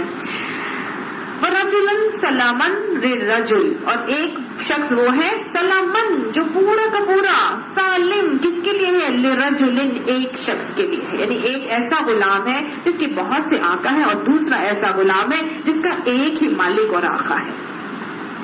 هَلْ يَسْتَوِيَانِ مَثَلًا، کیا دونوں برابر ہو سکتے ہیں مثال میں؟ الحمدللہ بل اکثرهم لا يعلمون، ساری تعریفیں اللہ کے لیے ہیں لیکن اکثر علم نہیں رکھتے. یہ بڑی خوبصورت مثال آقا اور غلام کی اللہ تعالیٰ بیان کرتے ہیں. اللہ تعالیٰ نے قرآن پاک میں بے شمار جگہوں پر آقا اور غلام کی مثال سے بہت اپنی یہ توحید کے عقیدے کو راضی کیا ہے. اور یہاں پر بھی بڑے خوبصورت انداز ہے کہ ایک شخص ہے جس کے بہت سارے آقا ہیں. اس کو ہم دیکھتے ہیں کہ گھر میں ایک گھر ہے جس کے اندر کمبائنڈ فیملی سسٹم ہے اور بہت ساری وہاں پر جو ہے دو دیورانی جٹھانیاں بھی رہتی ہیں، ساس بھی رہتی ہے، نند بھی رہتی ہے. اب 4 لوگ خواتین ہو گئی. اب ایک ماسی آتی ہے اور وہ آتی ہے اور آ کے کام کرنا شروع ہوتی ہے. تو کبھی جو ہے وہ ایک آ کے کہتی ہے، جٹھانی نے کہا کہ تم میرے لیے چائے بنا دو. دوسری آئی، اس نے کہا میرے شوہر نے جانا، جلدی سے ان کی قمیض استری کر کے لا دو. تیسری آئی، نند آئی، آ کے کہتی ہے میں نے کالج جانا ہے، پہلے مجھے ناشتہ بنا کے دو، مجھے ناشتہ بنا. پھر ساس جو ہے وہ آ کے کہتی ہے میرے سر میں بڑا درد ہو رہا ہے، آ کے تو پہلے سارے کام چھوڑ دے، میرا سر دبا دے. اب آپ وہ جو ملازمہ ہے وہ تو پاگل ہو جائے گی نا، وہ کہے گی میں کس کی بات کو پورا کروں، اس کی کروں گی تو وہ ناراض ہو جائے گی، اس کی کروں گی تو یہ ناراض ہو جائے گی. مطلب میں کس کو خوش کروں؟ میں ایک وقت میں سب کو تو وہ خوش ہی نہیں کر سکتی کسی طرح بھی نا. اس کے بعد وہ کہے گی 2-4 دن وہاں لگائے گی اور پھر کہے گی میں نہیں یہاں پہ کام کر سکتی، بھائی میرے سے نہیں سب کو راضی رکھا جاتا. اس کو کہتی ہو تو وہ خوش ہو جاتی، ناراض ہو جاتی ہے، اس کو صحیح کرتی ہو تو یہ ناراض ہو جاتی ہے. میں نہیں یہاں کام کر سکتی. وہ دوسرے گھر پہ جائے گی جہاں پر ایک ہی مالکن ہوگی. مالکن کہے گی میرا سر دبا دے، وہ سر دبا دے گی. مالکن کہے گی کپڑے استری کر لا، وہ کپڑے استری کر لے گی. مالکن کہے گی جاؤ میرے لیے چائے بنا لو، چائے بنا لی. ایسے ہی ہے نا، چاہے اس کو لاکھ وہ کام دیتی رہے لیکن ایک ہی دے رہی ہے، وہ ایک ہی کو کری جا رہی ہے اور خوش بھی کری جا رہی ہے. تو بس یہی مثال ایک خاتون ہے. اسی یہ تو میں نے آپ کو آقا اور مالک اور نوکر کی بتائی. دوسری مثال ہم اپنے ساتھ دیکھ لیتے ہیں نا، ہمارا کیا حال ہے. ہم نے کیا، ہمارا آقا تو ایک ہی اللہ سبحانہ تعالیٰ، لیکن ہم نے اپنے بہت سے آقا بنائے ہوئے. ایک ہم نے آقا بنایا ہوا ہے اپنا نفس، اپنا دل ہمارا آقا ہے، ہماری خواہشات ہماری آقا ہے جو ہمیں گائیڈ کرتی ہیں یہ کرو یہ نہ کرو. دوسرا آقا ہے ہمارا شوہر. تیسرا جو ہے ہمارے بچے. چوتھے جو ہے وہ ہمارے والدین. پھر ہماری سہیلیاں ہماری آقا بن جاتی ہیں. پھر اس کے علاوہ ملک و قوم کے رسم و رواج ہمارے آقا بن جاتے ہیں، معاشرے کے رسم و رواج. پھر مختلف قوانین ہمارے آقا بن جاتے ہیں. پھر وہ فیشن ہمارا آقا بن جاتا ہے اور وہ ہم کیا کرتے ہیں، ہر ایک کو خوش کرنے کی کوشش کرتے ہیں. اب وہ میرا دل کر رہا ہے کہ جی میں نے تو فیشن یہ چل رہا ہے، اب میرا دل کر رہا ہے میں ایسے کپڑے سلوا لوں، اب میرا دل کر رہا ہے، نفس کہہ رہا ہے کہ ایسے فیشنیبل کپڑے بنانے ہیں، اتنے اتنے سے سلیوز بنا لو اور اس کے ساتھ کیپریز بنا لو اور ٹھیک ٹھاک فٹنگ والی شرٹ ہو یا ڈیپ نیک ہو، جو بھی مطلب فیشن ہو، میں ایسے کپڑے بنا لوں جو کہ انتہائی نازیبا اور تقوی والا لباس سے ہٹ کرو۔ دل کہہ رہا ہے میں بھی ماڈرن لگوں گی، میرا بھی بڑا اچھا فزیک ہے، باڈی فگر ہے، میں بھی ایسے بنا لوں، ایسے ہی بال کھول کے جاؤں، یا میں ایسے اب وہ میں جا کے ایک بڑا ہی مہنگا جا کے کپڑے خرید کے لے آتی ہوں اور بنوا لیتی ہوں، اور میں وہ پہن کے جو نکلی تو سب سے پہلے تو میرا شوہر جو ہے وہ دیکھ کے ناک منہ چڑھائے گا، یہ آج تم نے کیا پہن لیا؟ تو میں آپ کو کیا پتا، آپ کو نہیں پتا، میں اپنی دوست کی کمیٹی میں جا رہی ہوں اور اس کے گھر میں ڈنر پہ جا رہی ہوں، لنچ پہ جا رہی ہوں، ہم آج کل یہی فیشن چل رہا ہے، آپ کو تو پتا نہیں۔ تو پہلے تو سب سے پہلے تو میاں کا بھٹا بیٹھ گیا، اب وہاں سے نکلی، اب وہ میاں تو خوش نہ ہو سکا، اب وہاں سے آگے گئی، جب وہاں سے نکل کے جا رہی خود بہت خوش ہے کہ میں نے بڑا اچھا کیا، نفس کا مان لی نا اس نے بات، نفس کو آقا بنا کے خود اس کی غلام بن گئی ہے۔ دوسرا آقا کون تھا؟ اس کا شوہر، وہ تو ناراض ہو گیا، تو آگے نکلی، وہ آگے جا کے کہاں پہ جاتی ہے؟ اپنے دوست کے گھر جاتی ہے، وہاں پہ بہت ساری دوستیں جمع ہیں، ایک نے تو دیکھتے ہی کہا اتنی عمر تھی، کم سے کم اپنی عمر کا دیکھ کے ہی رنگ پہن کے آتی، بڈھی گوڑی لال لگام۔ دوسری کہے گی کہ یہ فیشن کوئی بھلا اس عمر پہ زیب دیتا ہے، تھوڑا سا اپنی ٹھیک ہے باڈی فزیک ایسی ہے لیکن یہ والا فیشن اتنی عمر کو تو نہیں اچھے لگتے نا۔ ایک کہے کہ ہاں کتنی اچھی لگ رہی ہو، تمہارے پہ بڑا سوٹ کر رہا ہے، یہ ڈریس تمہارے پہ بڑا اچھا لگ رہا ہے، وہ خوش ہو گئی۔ کچھ لوگ ناراض ہو گئے، کچھ لوگ خوش ہو گئے، اور جو خوش بھی ہوئے تھے وہ بھی پتہ نہیں دل میں کتنا کچھ جل رہے تھے، یہ تو انہیں کا دل اور اللہ ہی جانتا ہے۔ بہرحال اب وہ ہر ایک کو خوش کرنے کی کوشش کر رہی ہے، لیکن سب خوش ہو جائیں گے کیا؟ نہیں ہوں گے نا، کوئی ناراض ہوگا، کوئی خوش ہوگا، کوئی دل میں جل رہا ہوگا، کوئی حسد کر رہا ہوگا، کوئی بغض رکھے ہوئے ہوگا، ہر طرح کے لوگ ہر طرح کی باتیں، پھر وہ بچے ہیں، وہ بچے علیحدہ باتیں کرتے ہیں ماں باپ کو۔ اینیویز وہ اب کس کس کو خوش کرے؟ اس کے برعکس وہ عورت جو صرف اللہ کو خوش کرنا چاہتی، جس کا آقا صرف اللہ ہے، جس نے ہر عمل صرف اللہ کے لیے کرنا ہے، تو ساری دنیا چاہے ناراض ہو جائے اس کو کوئی فکر نہیں ہے، اس کو کوئی فکر نہیں کہ میرا شوہر ناراض ہوتا ہے، میری دوست ناراض ہوتی ہے، میرے جو ہے بچے ناراض ہوتے ہیں، یا فیشن کے مطابق ہے یا نہیں ہے۔ اس نے اپنا رب کس کو بنایا ہوا ہے؟ اس نے اپنا معبود کس کو بنایا ہوا ہے؟ اللہ کو بنایا۔ اس نے اللہ کو راضی کرنے کے لیے ایک لباس پہننا ہے، چاہے وہ پاکستان میں رہے، چاہے وہ امریکہ میں جائے، چاہے وہ سعودی عرب میں جائے، چاہے وہ کہیں بھی جائے، اس کو معلوم ہے کہ میرا رب اس سے خوش ہو رہا ہے، تو ہر جگہ وہ اسی لباس کو اپنانے میں ہرگز بھی ہچکچاہٹ محسوس نہیں کرے گی، اور اس کو یہ یقین بھی ہے کہ اگر یہ سب ناراض ہوں گے تو ایک دن میرا رب ان سب کو مجھ سے راضی کر دے گا، کیونکہ میں نے اللہ رب العالمین کو راضی کیا ہے۔ ٹھیک ہے نا؟ دوسروں کو اگر میں راضی کرتی رہوں اور اللہ کو میں ناراض کر دوں تو پھر وہ بھی میرے سے ناراض ہو گیا اور اللہ بھی میرے سے ناراض ہو گیا، مجھے تو کچھ بھی نہ ملا۔ لیکن اگر میں اللہ کو راضی کرتی رہوں گی، باقی ساری دنیا بھی ناراض ہو جائے، تو پھر وہ سب کو اللہ کو راضی کرنا اللہ کا کام ہے۔ اللہ تعالیٰ سب کو راضی بھی کر دیتا ہے دنیا کے لیے۔ تو اگر ہم الٹے بھی لٹک جائیں گے نا تو وہ پھر بھی خوش نہیں ہوگی اور باتیں کرتی رہے گی۔ وہ باپ گدھے اور بیٹے والی مثال آپ کو پتہ ہے؟ ایک باپ بیٹا جا رہے تھے، گدھا ان کے پاس تھا، اس کے اوپر سوار ہوئے ہوئے تھے، باپ کے بیٹے کو سوار کیا ہوا تھا اور چلتے جا رہے تھے، تو لوگوں نے آگے سے کہنا شروع کر دیا کیسے بیٹے ہو تم، تمہارا باپ جو ہے وہ پیدل چل رہا ہے اور تم جو ہے بڑے مزے سے گدھے پہ سوار ہو کے جا رہے ہو، تمہیں باپ کی کوئی عزت نہیں کرتے، اترو اور باپ کو بٹھاؤ گدھے کے اوپر۔ اب باپ بیٹا اتر گیا، اس نے باپ کو بٹھا دیا۔ تھوڑا سا آگے چلے تو لوگوں نے پھر دیکھا تو لوگ کہنے لگے کہ بڑا کیسے تم باپ ہو، تم بے شرم انسان ہو، تمہیں ذرا بھی حیا نہیں، اتنے چھوٹے بیٹے کو تم نے جو ہے وہ پیدل چلا رہے ہو اور خود تم بڑے مزے سے گدھے کے اوپر سوار ہو کے چل رہے ہو۔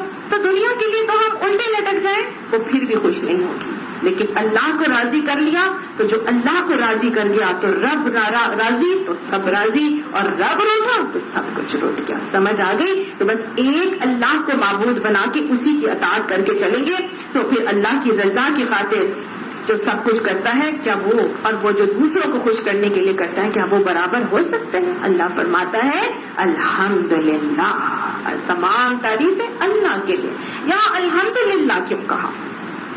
اس لیے کہ ان سے کہا گیا تھا کہ ان سے مشرکین مکہ کو آپ صلی اللہ علیہ وسلم سے کو کہا گیا نا کہ ان سے کہو اور ان سے پوچھو یہ بات کہ یہ برابر ہو سکتے ہیں۔ اب ظاہر ہے میں نے آپ کو یہ بات اور مثال دی ہے، آپ سب بھی مینٹلی اس بات کو ایکسپٹ کر رہے ہیں، آپ سب اس بات پر ایگریڈ ہیں کہ ہاں یہ دونوں برابر نہیں ہو سکتے، اس کا حال اور دوسرے کا حال بالکل مختلف ہوگا، یعنی یہ کامن سینس کی بات ہے. تو پھر اسی لیے اللہ تعالیٰ نے کہہ دیا کہ تم لوگ بولتے نہیں ہو، خاموش ہو نا. تو بس ساری تعریفیں پھر کس کے لیے ہیں؟ اللہ رب العالمین کے لیے. لیکن اکثر لوگ علم نہیں رکھتے. اللہ ہمیں علم عطا فرما، اللہ علم نافع عطا فرما، اور جو علم عطا فرمایا ہے اس کو ہمارے لیے نفع بخش بنا دے. انک میت، بے شک تم نے مرنا ہے، وانہم میتون، اور بے شک وہ بھی مرنے والے ہیں. ثم انکم یوم القیامۃ عند ربکم تختصمون، پھر بے شک تم قیامت کے دن اپنے رب کے نزدیک جھگڑے کرنے والے ہو. دنیا میں تم جو مرضی کر کے جاؤ، آخرت میں اپنے رب کے حضور مقدمے پیش ہوں گے اور تم آپس میں جھگڑو گے. فمن اظلم ممن کذب علی اللہ، بس اس شخص سے بڑھ کر ظالم اور کون ہوگا جو اللہ پر جھوٹ گھڑتا ہے. وَكَذَّبَ بِالصِّدْقِ إِذْ جَاءَهُ، اور جب سچائی اس کے سامنے آ گئی تو اس کو اس نے جھٹلا دیا، یعنی اللہ پر جھوٹ باندھا اور سچائی کو جھٹلا دیا. أَلَيْسَ فِي جَهَنَّمَ مَثْوًى لِلْكَافِرِينَ، کیا نہیں ہے بیچ جہنم کے ٹھکانہ واسطے انکار کرنے والوں کے؟ گویا اللہ نے کہہ دیا اگر تم اللہ پر جھوٹ گھڑو گے اور سچائی جب آ جائے تمہارے پاس پھر بھی جھٹلا کے چلو گے اور اپنے نفس کی اطاعت کرتے رہو گے، بے شمار آقا بنا کے انہی کی غلامی کرتے رہو گے، تو ایسے انکار کرنے والوں کے لیے تو جہنم میں بہت برا ٹھکانہ ہے. کیا نہیں ہے جہنم میں یہ ٹھکانہ؟ ایسے انکار کرنے والوں کا مطلب ہے کہ ان کے لیے ضرور ٹھکانہ موجود ہے. والذی جاء بالصدق، اور وہ شخص جو آیا سچائی کے ساتھ، وصدق بہ، اور اس نے اس سچائی کو سچ بھی جانا. اولئک هم المتقون، یہی لوگ ہیں تقوی والے. لهم ما یشاءون عند ربهم، ان کے لیے ان کے رب کے پاس جو وہ چاہیں گے وہ ہوگا. ذالک جزاء المحسنین، یہ ہے بدلہ احسان کرنے والوں کے لیے. یہ کیوں ہوگا؟ لیکفر اللہ عنہم، تاکہ وہ پھیر دے، ساقط کر دے یا دور کر دے ان سے اسوأ الذی عملوا، برائیاں ان کے حساب سے، یعنی جو عمل وہ کرتے رہے تھے ان کے حساب سے اللہ تعالیٰ ان کو دور کر دے. وَيَجْزِيَهُمْ أَجْرَهُمْ، اور جزا دے یا بدلہ دے ان کو ان کے اجر کا. بِأَحْسَنِ الَّذِي كَانُوا يَعْمَلُونَ، ان کے ان نیک اعمال کا جو وہ کرتے رہے تھے.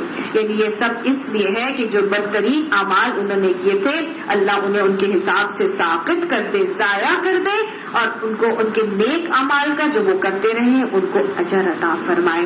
تو گویا اللہ سبحانہ تعالیٰ یہاں ہمیں بتا رہے ہیں کہ بدترین اعمال ایسے متقیوں نے جو غلط اعمال بھی کیے ہوں گے نا، اللہ تعالیٰ یکفرا، اللہ تعالیٰ ان کو یکفر اللہ عنہم، اللہ ان سے ان کے برے اعمال کو نکال دے گا، دور کر دے گا، ساقط کر دے گا. ایک اسود رائی آپ صلی اللہ علیہ وسلم کے پاس آیا، کالا سا رنگ تھا، اس کا چرواہا تھا. وہ آیا اور اس نے آ کے آپ صلی اللہ علیہ وسلم سے کہا کہ یا رسول اللہ صلی اللہ علیہ، اے اللہ کے رسول، اگر میں آپ کا دین اختیار کر لیتا ہوں تو پھر مجھے کیا ملے گا؟ تو آپ صلی اللہ علیہ وسلم نے فرمایا تھا ہم تمہیں اپنا دینی بھائی بنائیں گے. تو پھر ایک صحابی نے ایسے پوچھا تھا یا اسی نے پوچھا کہ بھائی تو پھر جو میرے اتنے سارے گناہ ہو گئے پھر ان کا کیا بنے گا؟ تو اللہ تعالیٰ کے نبی نے بتایا تھا کہ اللہ سبحانہ تعالیٰ تمہارے برے اعمال کو تمہارے اعمال سے ساقط کر دے گا اور تمہاری نیکیوں. اور اس نے کہا اچھا جو نیکیاں میں نے کی تھی، تو اللہ کے نبی نے فرمایا تم اپنی نیکیوں کے ساتھ ہی اسلام میں داخل ہوں گے، یعنی نیکیوں کے ساتھ ہی داخل ہوں گے، لیکن جو برائیاں تم نے کی تھی اللہ وہ تمہاری برائیوں کو ساقط کر دے گا، دور کر دے گا. تو اگر ہماری کوئی برائیاں ہو گئی ہوں ہم سے یا برا گناہ ہم کے اعمال ہو گئے تو اللہ سبحانہ تعالیٰ سے توبہ طائب کرے تو اللہ تعالیٰ کیا فرمائے گا، کیا کرے گا؟ اللہ تعالیٰ ان کو ہمارے حساب سے ساقط کر دے گا، دور کر دے گا. یہ آیت اس بات کا جواز دیتی ہے. الیس اللہ بکاف عبدہ، کیا نہیں ہے اللہ سبحانہ تعالیٰ اپنے بندے کے لیے کافی؟ اللہ کافی ہے کہ نہیں ہے؟ وَيُخَفِّفُونَكَ وَيُخَوِّفُونَكَ، اور وہ ڈراتے ہیں آپ کو بِالَّذِينَ مِن دُونِهِ، اللہ کے سوا دوسروں سے آپ کو ڈراتے ہیں. یعنی اللہ اپنے بندے کے لیے کافی ہے. اگر تم اللہ کے لیے سب کچھ کر کے چلو گے تو اللہ تمہارے لیے کافی ہے.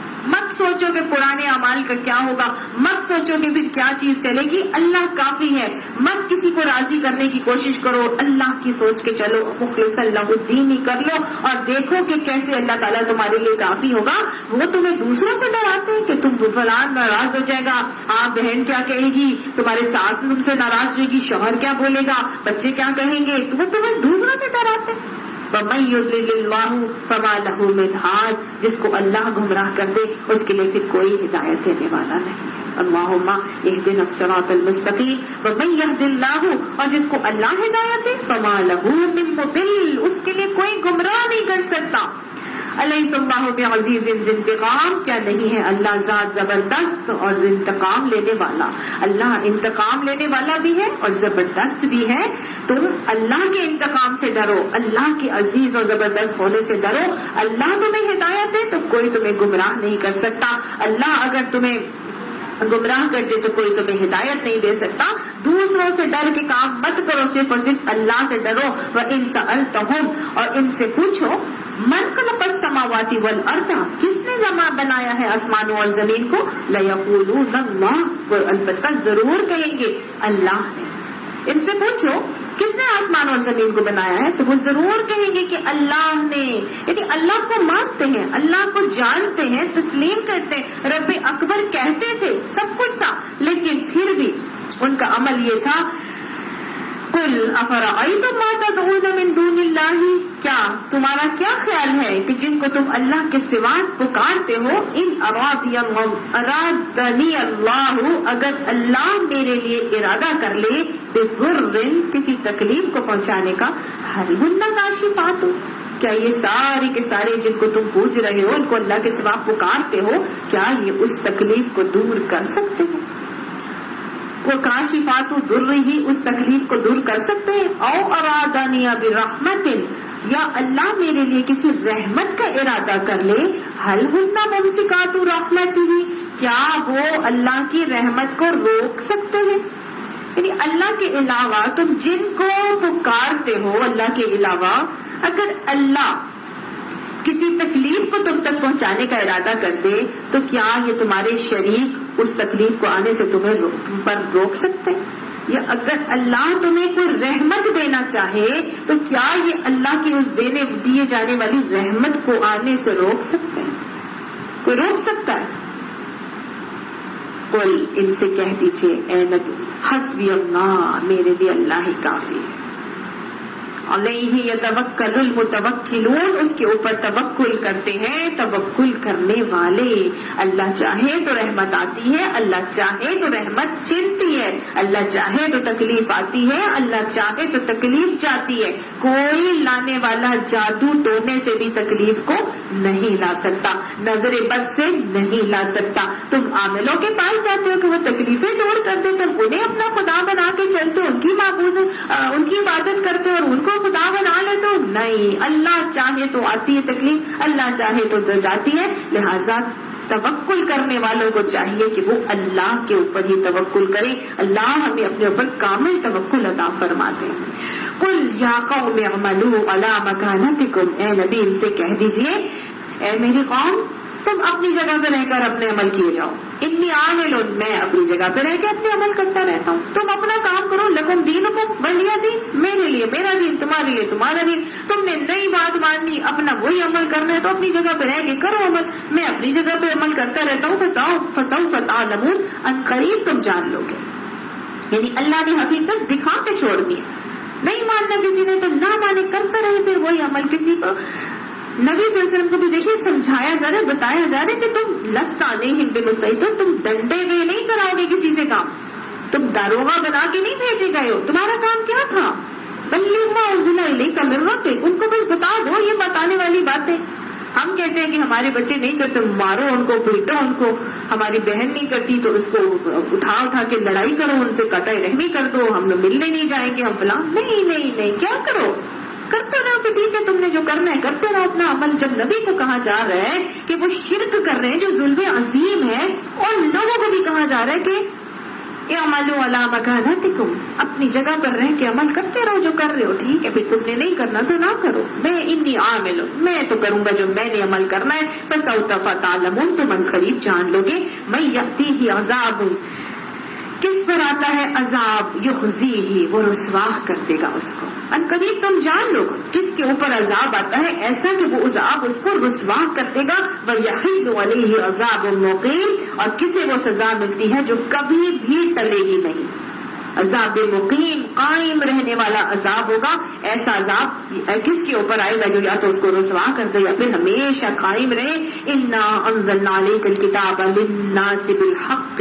بے شک ہم نے نازل کیا ہے نبی صلی اللہ علیہ وسلم آپ کے اوپر اس کتاب کو لوگوں کے لیے حق کے ساتھ، ہم نے اس کتاب کو حق کے ساتھ لوگوں کے لیے اے نبی صلی اللہ علیہ وسلم آپ کے اوپر نازل کیا ہے، فمن اہتدی فلنفسہ، بس جو ہدایت پائے گا وہ اپنے لیے پائے گا، ومن ضل، اور جو گمراہ ہوگا فانما یضل علیہا، بس گمراہی اسی کے اوپر ہوگی، بس بے شک گمراہی پھر اسی کے اوپر ہوگی، وما انت علیہم بوکیل، اور میں تمہارے اوپر کوئی نگران نہیں بنا کے بھیجا گیا، یہی بات سمجھائی جا رہی ہے نا، ٹھیک ہے جو گمراہ ہوگا تو ہوگا، یہ کتاب تمہارے اوپر بھیجی ہے، مان لو گے تو ٹھیک ہے، اگر ہدایت پاؤ گے تو اپنے لیے کرو گے، اور لیکن میں تمہارے اوپر گمراہی کے لیے نگران وکیل نہیں بنا کے بھیجا کیا ہوں، اللہ سبحانہ تعالیٰ یتوفی الانفس، فوت کرتا ہے، پورا لے جاتا ہے انسان کو، یعنی حین موتہا، موت کے وقت ایک اللہ وہ فوت کر دیتا ہے انسان کو،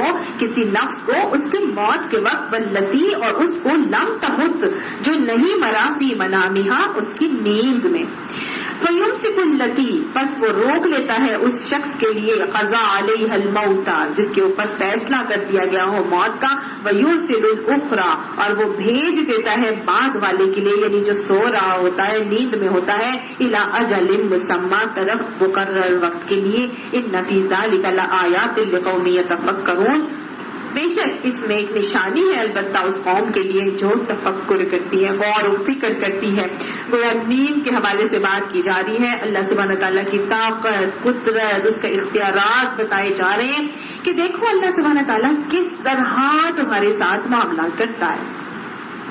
یہ نیند جو ہے نا یہ موت کی بہن کہلاتی ہے، نیند کا معاملہ بالکل جان کنی کے معاملے کی طرح ہوتا ہے، انسان کے اندر دو روحیں ہوتی ہیں، ایک نفسانی اور ایک روحانی، نفسانی وہ روح ہوتی روح کا حصہ ہوتا ہے جو ہمارے آپ کہہ لیں کہ ہماری باڈی سے ریلیٹڈ ہوتا ہے، جو سویا ہوا شخص ہوتا ہے اس کے اندر نفسانی حصہ موجود رہتا ہے اور روحانی حصہ نکال لیا جاتا ہے، اس روحانی حصے کو نکال کے اس کی وہ روح کا حصہ عالم ملکوت میں گھومتا پھرتا ہے، لیکن جو نفسانی حصہ ہوتا ہے وہ کیا کرتا ہے، وہ باڈی کے اندر رہتا ہے، اور اس کی وجہ سے ہم دیکھتے ہیں کہ ایک سویا ہوا شخص اس کی سانس بھی چل رہی ہوتی ہے، اس کا معدہ بھی کام کر رہا ہوتا ہے، اس کو سردی گرمی کا احساس بھی ہو رہا ہوتا ہے، وہ ہماری باتیں سن بھی سکتا ہے، ایسا ہوتا ہے کہ نہیں ہوتا، ہم اسے آواز دیتے ہیں تو آواز دے کے ہم اس کو 2-3 دفعہ آواز دیتے ہیں وہ اٹھ جاتا ہے کہ نہیں اٹھتا، تو لیکن جو وہ شخص جب مر جاتا ہے تو اللہ سبحانہ تعالیٰ کیا کرتے ہیں، جب انسان نے دنیا میں واپس آنا ہوتا ہے یا جاگنا ہوتا ہے تو اللہ سبحانہ تعالیٰ اس روح کا حصہ جو گھوم رہا ہوتا ہے اس کو اس کی باڈی کے اندر بھیجتے ہیں اور وہ انسان جاگ جاتا ہے، لیکن اگر اللہ نے موت کا فیصلہ نافذ کرنا ہوتا ہے تو اس روح کی وہ حصہ جو اس کے جسم کے اندر ہوتا ہے یہ بھی کھینچ لیا جاتا ہے، ٹھیک ہے، تو دونوں حصے روحوں کے کھینچ لیے جاتے ہیں، نفسانی بھی اور روحانی بھی، اور اللہ تعالیٰ فرماتے ہیں کہ یہ اس کی پھر موت کا وقت ہو جاتا ہے۔ اللہ تعالیٰ یہاں پہ یہی بتا رہا ہے کہ وہ پورا کا پورا لے جاتا ہے، یتوفی الانفس حین موتہا، اس کی موت کے وقت پورا لے جاتا ہے، یعنی اس کی دونوں روحوں کا حصہ لے جاتا ہے، اور اس کا نہیں لے جاتا جو مرا نہیں ہوتا اس کی نیند میں، ٹھیک ہے، لیکن جس کا موت کا فیصلہ ہوتا ہے اس کی روح کو روک لیتا ہے اور بعد کی دوسرے کے لیے اس کو بھیج دیتا ہے، تو یہ روح کا حصہ اللہ تعالیٰ جب ہمارے اندر سے نکال لیتا ہے اور پھر ہمیں واپس پلٹاتا ہے، تو ایک تو یہ کہ ہمیں یہ آیت یہ سمجھاتی ہے کہ یہ زندگی بعد موت کا عقیدہ ایک تو راسخ کرتی ہے، دوسری بات یہ کہ یہ ہمیں فکر آخرت کی طرف مائل کرتی ہے کہ ہماری بھی موت کا وقت آنا ہی آنا ہے. تو ہر روز نیند کی پہل یعنی موت کی پہل یعنی نیند کی کیفیت میں جانے سے پہلے پھر ہمیں کچھ سوچنا ضروری ہے, اپنا کڑا محاسبہ کرنا ضروری ہے کہ پتہ نہیں میرے اللہ مجھے اپنی روح کا وہ حصہ واپس پلٹاتے ہیں یا میں نیند میں ہی اللہ کے پاس چلی جاتی ہوں. کتنے لوگ ہوتے ہیں نا جن کو ہم دیکھتے ہیں کہ وہ سوئے تھے اور پھر سوتے ہی رہ گئے, وہ پھر اٹھ ہی نہ سکے. تو ہر دفعہ سونے سے پہلے اپنا محاسبہ کر کے سونا ہے, یہ سوچ کے سونا ہے. دعا کیا ہے سونے کی؟ اللہم بِاسْمِکَ وَأَمُوتُ وَأَحْیَا, اے اللہ تیرے نام کے ساتھ میں مرتی ہوں اور تیرے ہی نام کے ساتھ میں جیوں گی. اور پھر جب انسان سو کے اٹھتا ہے تو کیا دعا سکھائی گئی ہے؟ الحمدللہ الذی احیانا بعد ما اماتنا, اے اللہ کا شکر ہے جس نے مجھے احیانا زندگی دی, بعد ما اماتنا مجھے فوت کرنے کے بعد, ٹھیک ہے نا, مجھے مار دینے کے بعد, مجھے مردہ کرنے کے بعد مجھے زندگی عطا فرمائی. وَإِلَيْهِ النُّشُورُ, اور اسی کی طرف ہم نے حاضر کیا جانا ہے, نشر پیش ہونا ہے.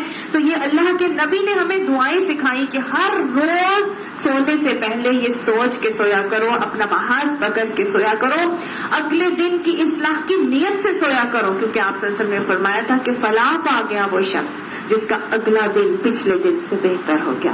اللہ سبحانہ تعالیٰ ہمیں اپنے ہر اگلے دن کو پچھلے دن سے بہتر بنانے کی توفیق عطا فرما دے. دوسری بات اس آیت سے ہمیں یہ بھی پتہ چل رہی ہے کہ زندگی دنیا کی بہت عارضی ہے. جب اللہ چاہے گا جب ہمیں یہاں سے لے جائے گا, جب اللہ چاہے گا جب تک ہمیں اس دنیا میں ٹھہراتا رہے گا. لہٰذا اللہ تعالیٰ ہمیں اس احساس کے ساتھ سونے اور اسی احساس کے ساتھ جاگنے کی توفیق عطا فرمائے. یہ آیا اللہ نے فرمایا تفکر اور غور و فکر کرنے والوں کے لیے اس میں نشانی ہے. اللہ ہمیں غور و فکر کرنے والا بنا دے. ام اتخذوا من دون اللہ شفعاء, کیا اس خدا کو چھوڑ کر ان لوگوں نے دوسروں کو شفاعت کرنے والا بنا لیا ہے؟ یعنی اللہ کو چھوڑ دیا اور دوسروں سے شفاعت کی امید رکھتے ہیں. لوگ کہتے ہیں نا کہ جی امتی کہتے ہیں ہم بھی جنت میں چلے جائیں گے.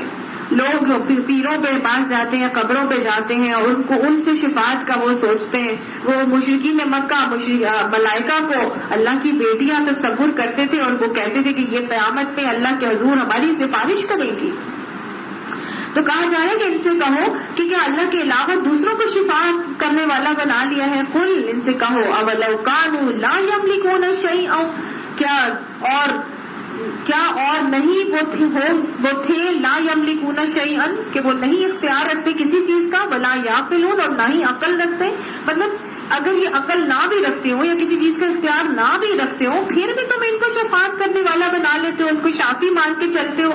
قل للہ شفاعت جمیعا, ان سے کہہ دو صرف اللہ ہی کے لیے ساری کے ساری شفاعت. لہ ملک السماوات والارض, اسی کے لیے بادشاہت ہے آسمانوں کی اور زمین کی. ثم الیہ ترجعون, پھر اسی کی طرف تم پلٹائے جاؤ گے. تو کوئی تمہاری شفاعت نہیں کر سکے گا, صرف اور صرف اللہ تمہارا شافی ہوگا. اللہ ہی شفاعت کا اختیار دے گا جس کو وہ چاہے گا, جب وہ چاہے گا, جس کے لیے چاہے گا, جتنی چاہے گا, جب چاہے گا, تب ہی ہوگی شفاعت کا معاملہ. اس کو ہم بہت ڈیٹیل سے کئی دفعہ پڑھ چکے ہیں, لہٰذا بس دہرا لیجیے اس چیز کو کہ صرف اور صرف اللہ سبحانہ تعالیٰ ہی کے لیے سارے کے سارے معاملات ہیں اور کوئی بھی شفاعت نہیں کر سکے گا. وَإِذَا ذُكِرَ اللَّهُ, اور جب ذکر کیا جاتا ہے اللہ کا, وحدہ, ایک اکیلے کا, جب ایک اکیلے اللہ کا ذکر کیا جاتا ہے, اشمئزت قلوب, ان کے دل کوڑنے لگتے ہیں. کن کے؟ الذین لا یؤمنون بالآخرۃ, جو آخرت پر ایمان نہیں رکھتے نا, جب ایک اکیلے اللہ کا ذکر کیا جاتا ہے تو ان کے دل کوڑنے لگتے ہیں. وَإِذَا ذُكِرَ الَّذِينَ مِن دُونِهِ, اور جب ذکر کیا جاتا ہے وہ اللہ کے علاوہ دوسروں کا بھی, یعنی دوسرے جو معبود بنائے گئے ہیں جن سے وہ شفاعت کی امیدیں رکھتے ہیں, اِذَا هُمْ يَسْتَبْشِرُونَ, پھر وہ خوش ہو جاتے ہیں. یہ وہی عقیدہ, یہ وہی بات. مشرکین مکہ کو یہی بات تو ناگوار تھی یاد کر لیجیے ہم نے پڑھا تھا کہ وہ آئے تھے سارے کے سارے حضرت ابو طالب کے پاس اور آ کے کہتے ہیں کہ یہ ہمارے معبودوں کو برا بھلا نہ کہا کرے. تو آپ صلی اللہ علیہ وسلم کو بلایا گیا اور ہم سے پوچھا گیا تو آپ نے فرمایا تھا کیا کہ میں ان کو ایک کلمہ کہتا ہوں کہ بس یہ کہہ لو تو سارا عرب اور عجب دونوں ان کے زیر نگین ہو جائیں گے. کہا کیا کہتے ہو بتاؤ ہم پڑھنے کے لیے تیار ہیں. تو آپ نے فرمایا تھا کہ بولو لا الہ الا اللہ, اللہ کے سوا کوئی معبود نہیں ہے. بس یہی تو سارا رونا تھا. وہ کہتے تھے ہمارے 360 بتوں کی عبادت سے ہم کو یہ روک رہا ہے. یہی بات اللہ تعالیٰ فرما رہے ہیں کہ جب ایک اللہ کی عبادت کے لیے کہا جاتا ہے تو ان کی دل کڑنے لگتے ہیں, دل تنگ ہو جاتے ہیں, کہتے ہیں نہیں ایک اللہ کی کیوں, اب باقی بھی تو ہیں ان کو بھی تو کرنا. اب ہمارے یہاں بھی ایسے ہی ہے. جب ایک اللہ کی بات کی جاتی ہے, قرآن کلاسز میں کی جاتی ہے, تو لوگ کہتے ہیں یہ وہابی ہے. اور جب دوسروں کے بیچ میں لگا دی جاتی ہے, جاؤ قبروں پہ چلے جاؤ, مزاروں پہ چلے جاؤ, جو فلاں پیر کے پاس جاؤ, فلاں سے یہ کر لو, فلاں سے پوچھ لو, فلاں کو خوش کرو, اس کو جا کے اس کے پاس بیٹھا کرو, ان کی محفلیں بڑھنے لگ جاتی. لوگ ان کی محفلوں میں بہت جاتے ہیں. ایک اللہ کی جب بات کی جاتی ہے تو ساری دنیا پلٹ کے آتی ہے اور کہتی ہے یہ وہابی ہے, یہ فلاں جگہوں پہ جانے سے منع کرتے ہیں. یہی بات اللہ تعالیٰ یہاں پہ فرما رہا ہے کہ بس ایک اکیلے بندے اللہ کی وحدانیت کی بات کرنے والے پر لوگ لیبل لگاتے ہیں کہ یہ تو فنیٹک ہو گئے, یہ تو فنڈامنٹلسٹ ہو گئے, عقیدے کی بات کرتے ہیں, تو وہاں پر دنیا ہی جو ہے وہ الٹ ہو جاتی ہے. وہی معاملہ ان کا بھی تھا, یہی معاملہ ہمارا بھی ہے. اللہ یہ باتیں ہمیں سمجھا دے.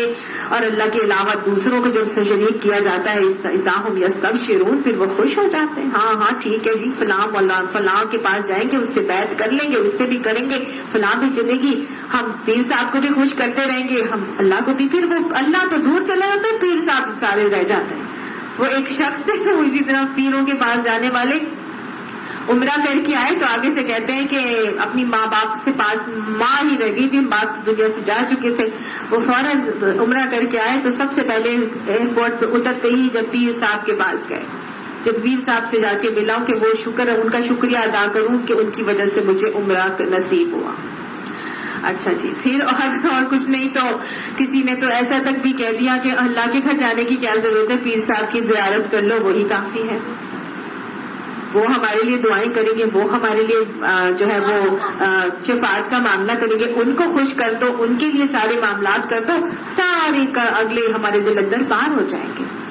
جب ایک اکیلے کی اللہ کی بات کی جاتی ہے تو دل تنگ ہو جاتے, کڑنے لگتے ہیں. ہوتا ہے نا قرآن کلاسز میں یقین مانیے دورہ قرآن شروع ہوتا ہے, جب عقیدے کی شرک کی نفی کی اور عقیدہ توحید کے راسخ اور خالص اللہ کے لیے ہونے کی بات کی جاتی ہے تو کلاسز چھٹ جاتے ہیں, لوگ ختم ہو جاتے, اٹھ کے چلے جاتے. جی یہ تو وہابی ہے. ہم نے ایسے ایکسپیرینس کیا, آپ یقین مانیے اتنا زیادہ ہے ہمارے یہاں. الحمدللہ اللہ کا شکر ادا کریں اور اہدنا الصراط المستقیم کی دعا مانگا کریں.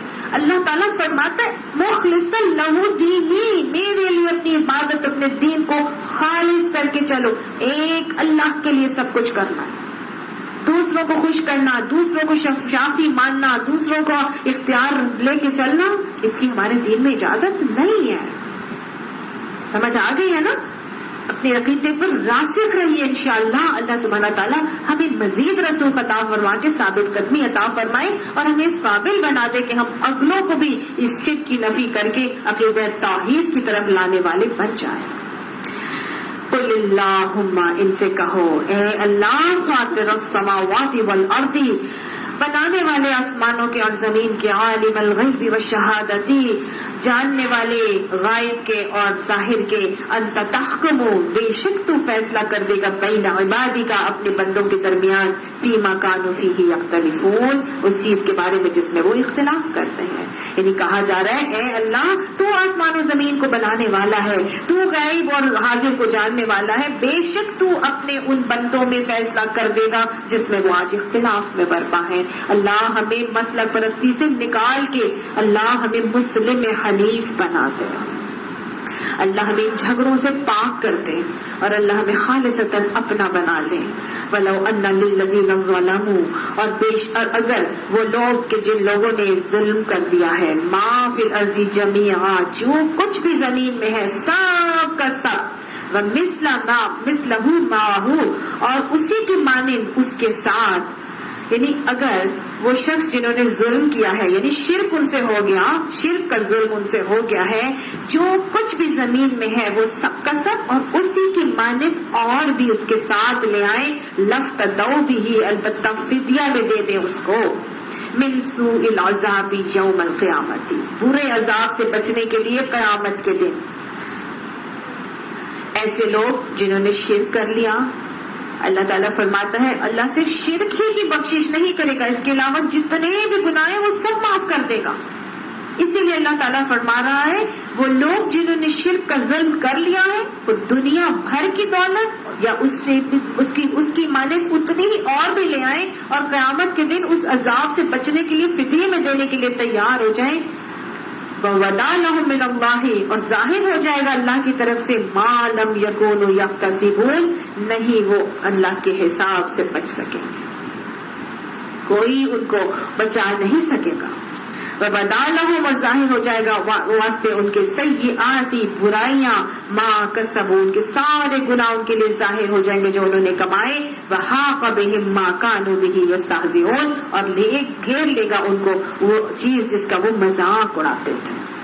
یہ اللہ کا عذاب جس کا وہ آج مذاق اڑاتے تھے، اللہ کہتا ہے یہ اس دن ان کو گھیر لے گا. دنیا میں آج اللہ کے نبی نے فرمایا تھا جہنم کی آگ سے بچو چاہے کھجور کا ایک ٹکڑا دے کے صحیح. اس دن کا دیا کام نہیں آئے گا جتنا مرضی دے دو گے. کتنے بے وقوف ہیں کہ دنیا میں جہاں اللہ تعالیٰ کہتا ہے آج مہلت عمل ہے، پلٹ آؤ میرے پاس اور اپنے جانوں مالوں سے جنت کے سودے کر لو، ہر چیز ہر عمل میرے لیے خالص کر کے کرو تو میں قبول بھی کروں گا، بڑھا چڑھا کے کروں گا، 700 گنا دوں گا، اس سے بھی کئی گنا زیادہ بڑھا دوں گا، اور پہاڑ جتنا بڑھا دوں گا اتنا زیادہ بڑھا دے گا اللہ سبحانہ تعالیٰ. لیکن اتنی کم عقلی اور اتنی بدبختی کہ آج دنیا میں دینے کے لیے تیار نہیں ہے لیکن قیامت میں سب کچھ دینے کے لیے تیار ہو جائے. لیکن کیا اس دن کا دیا کام آئے گا؟ اس دن کا دیا کوئی کام نہیں آئے گا. اپنی آنکھوں سے سب کچھ دیکھ لیں گے کہ وہی برے نتائج ان کے کا بدلہ ان کے سامنے آج کھل جائے گا جس کا وہ مذاق اڑایا کرتے تھے. اللہ تعالیٰ ہمیں کھلے دلوں سے، کھلے ہاتھوں سے، اپنی جانوں مالوں سے جنت کے سودے اور تجارتیں کرنے کی توفیق عطا فرمائے، اور اللہ ہمیں جنت کے بالا خانوں میں ہمارے اہل خانہ کے ساتھ جمع فرما دے. اللہ شرک سے پاک کر کے ہمیں شرک سے پاک کر کے عقیدہ توحید پہ راسخ ہو کے اللہ ہر عمل اپنے لیے کرنے والا بنا دے. اس دن نہیں تو قیامت کے دن حسرتوں کے عذاب بہت برے ہونے والے. انسان کہے گا اس دن لو کنا نسمع او نعقل، ہائی کاش میں سن لیتا، کاش میں عقل کر لیتا. ما کنا فی اصحاب السعیر، تو آج میں ان جہنمیوں میں من نہیں ہوتا، ان جہنم کی آگ میں جلنے والوں میں نہ ہوتا. اس دن جو حسرتیں آئیں گی تو کیا ضرورت ہے کہ ان دن کی حسرتوں میں جانے پہ پڑنے کی ضرورت کیا ہے؟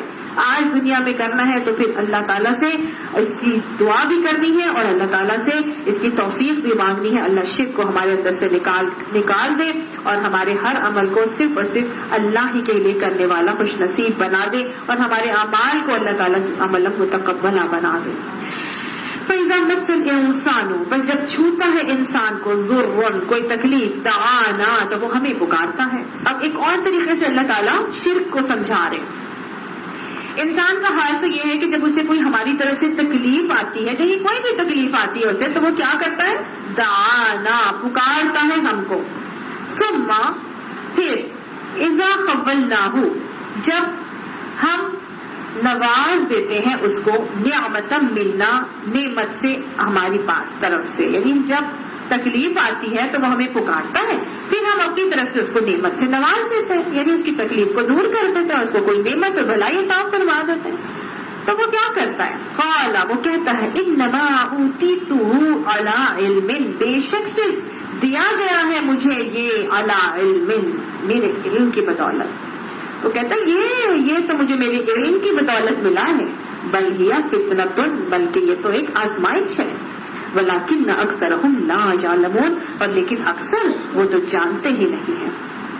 وہی بات ہے نا، کئی دفعہ میں اس مثال کو آپ کو سمجھا چکی ہوں اور بتا بھی چکی ہوں کہ انسان تکلیف کے وقت فوراً اللہ کو پکارتا ہے کہ اللہ تو میری یہ تکلیف دور کر دے، اور جب تکلیف دور ہو جاتی ہے تو دوسروں کو اس کا شریک ٹھہرانے لگتا ہے. یہاں وہ اپنے آپ کو ہی کہہ رہے ہیں کہ یہ تو میرے علم کی وجہ سے مجھے ملا، یہ جو نعمتیں ساری آج مجھے مل رہی ہیں، میں اتنا عقل مند ہوں، میں اتنی سیانی ہوں، میں اتنی پڑھی لکھی ہوں، میں اتنی سمجھدار ہوں، میں نے ایسی اسٹریٹجیز بنائی ہیں، میں ایسے لے کے چلتی ہوں، میری وجہ سے یہ ساری چیزیں ہو رہی ہیں، نہیں تو کوئی تھوڑی کر سکتا تھا. اللہ تعالیٰ فرماتے ہیں اکثر لوگوں کو اس کا علم نہیں ہے. قد قالها الذین من قبلہم، یہی تو یقیناً کہا تھا ان سے پہلے کے لوگوں نے بھی.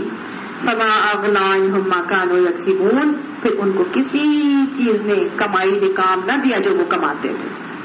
یہ باتیں ان سے پہلے کے لوگ بھی ایسے ہی کرتے تھے، لیکن انہوں نے ان کی کمائی نے ان کو کوئی فائدہ نہیں دیا. فاصابہم سیئات ما کسبوا، بس پہنچا ان کو برائی ما کسبوا، جو کمایا تھا انہوں نے، یعنی برائی جو تھی، برائی کے برے نتائج جنہوں نے بھگتے. والذین ظلموا، اور جن لوگوں نے ظلم کیا، من ہؤلاء، ان لوگوں میں سے، سیصیبہم سیئات ما کسبوا، ان قریب وہ پہنچے گا ان کو برائیاں جو کمایا ہے انہوں نے. یعنی ان لوگوں میں سے جو ظالم ہیں ان کو بھی اپنی برائیوں کے بدلے ضرور ہی ان قریب چکھیں گے. وما ہم بمعجزین، اور نہیں ہے وہ عاجز کرنے والے.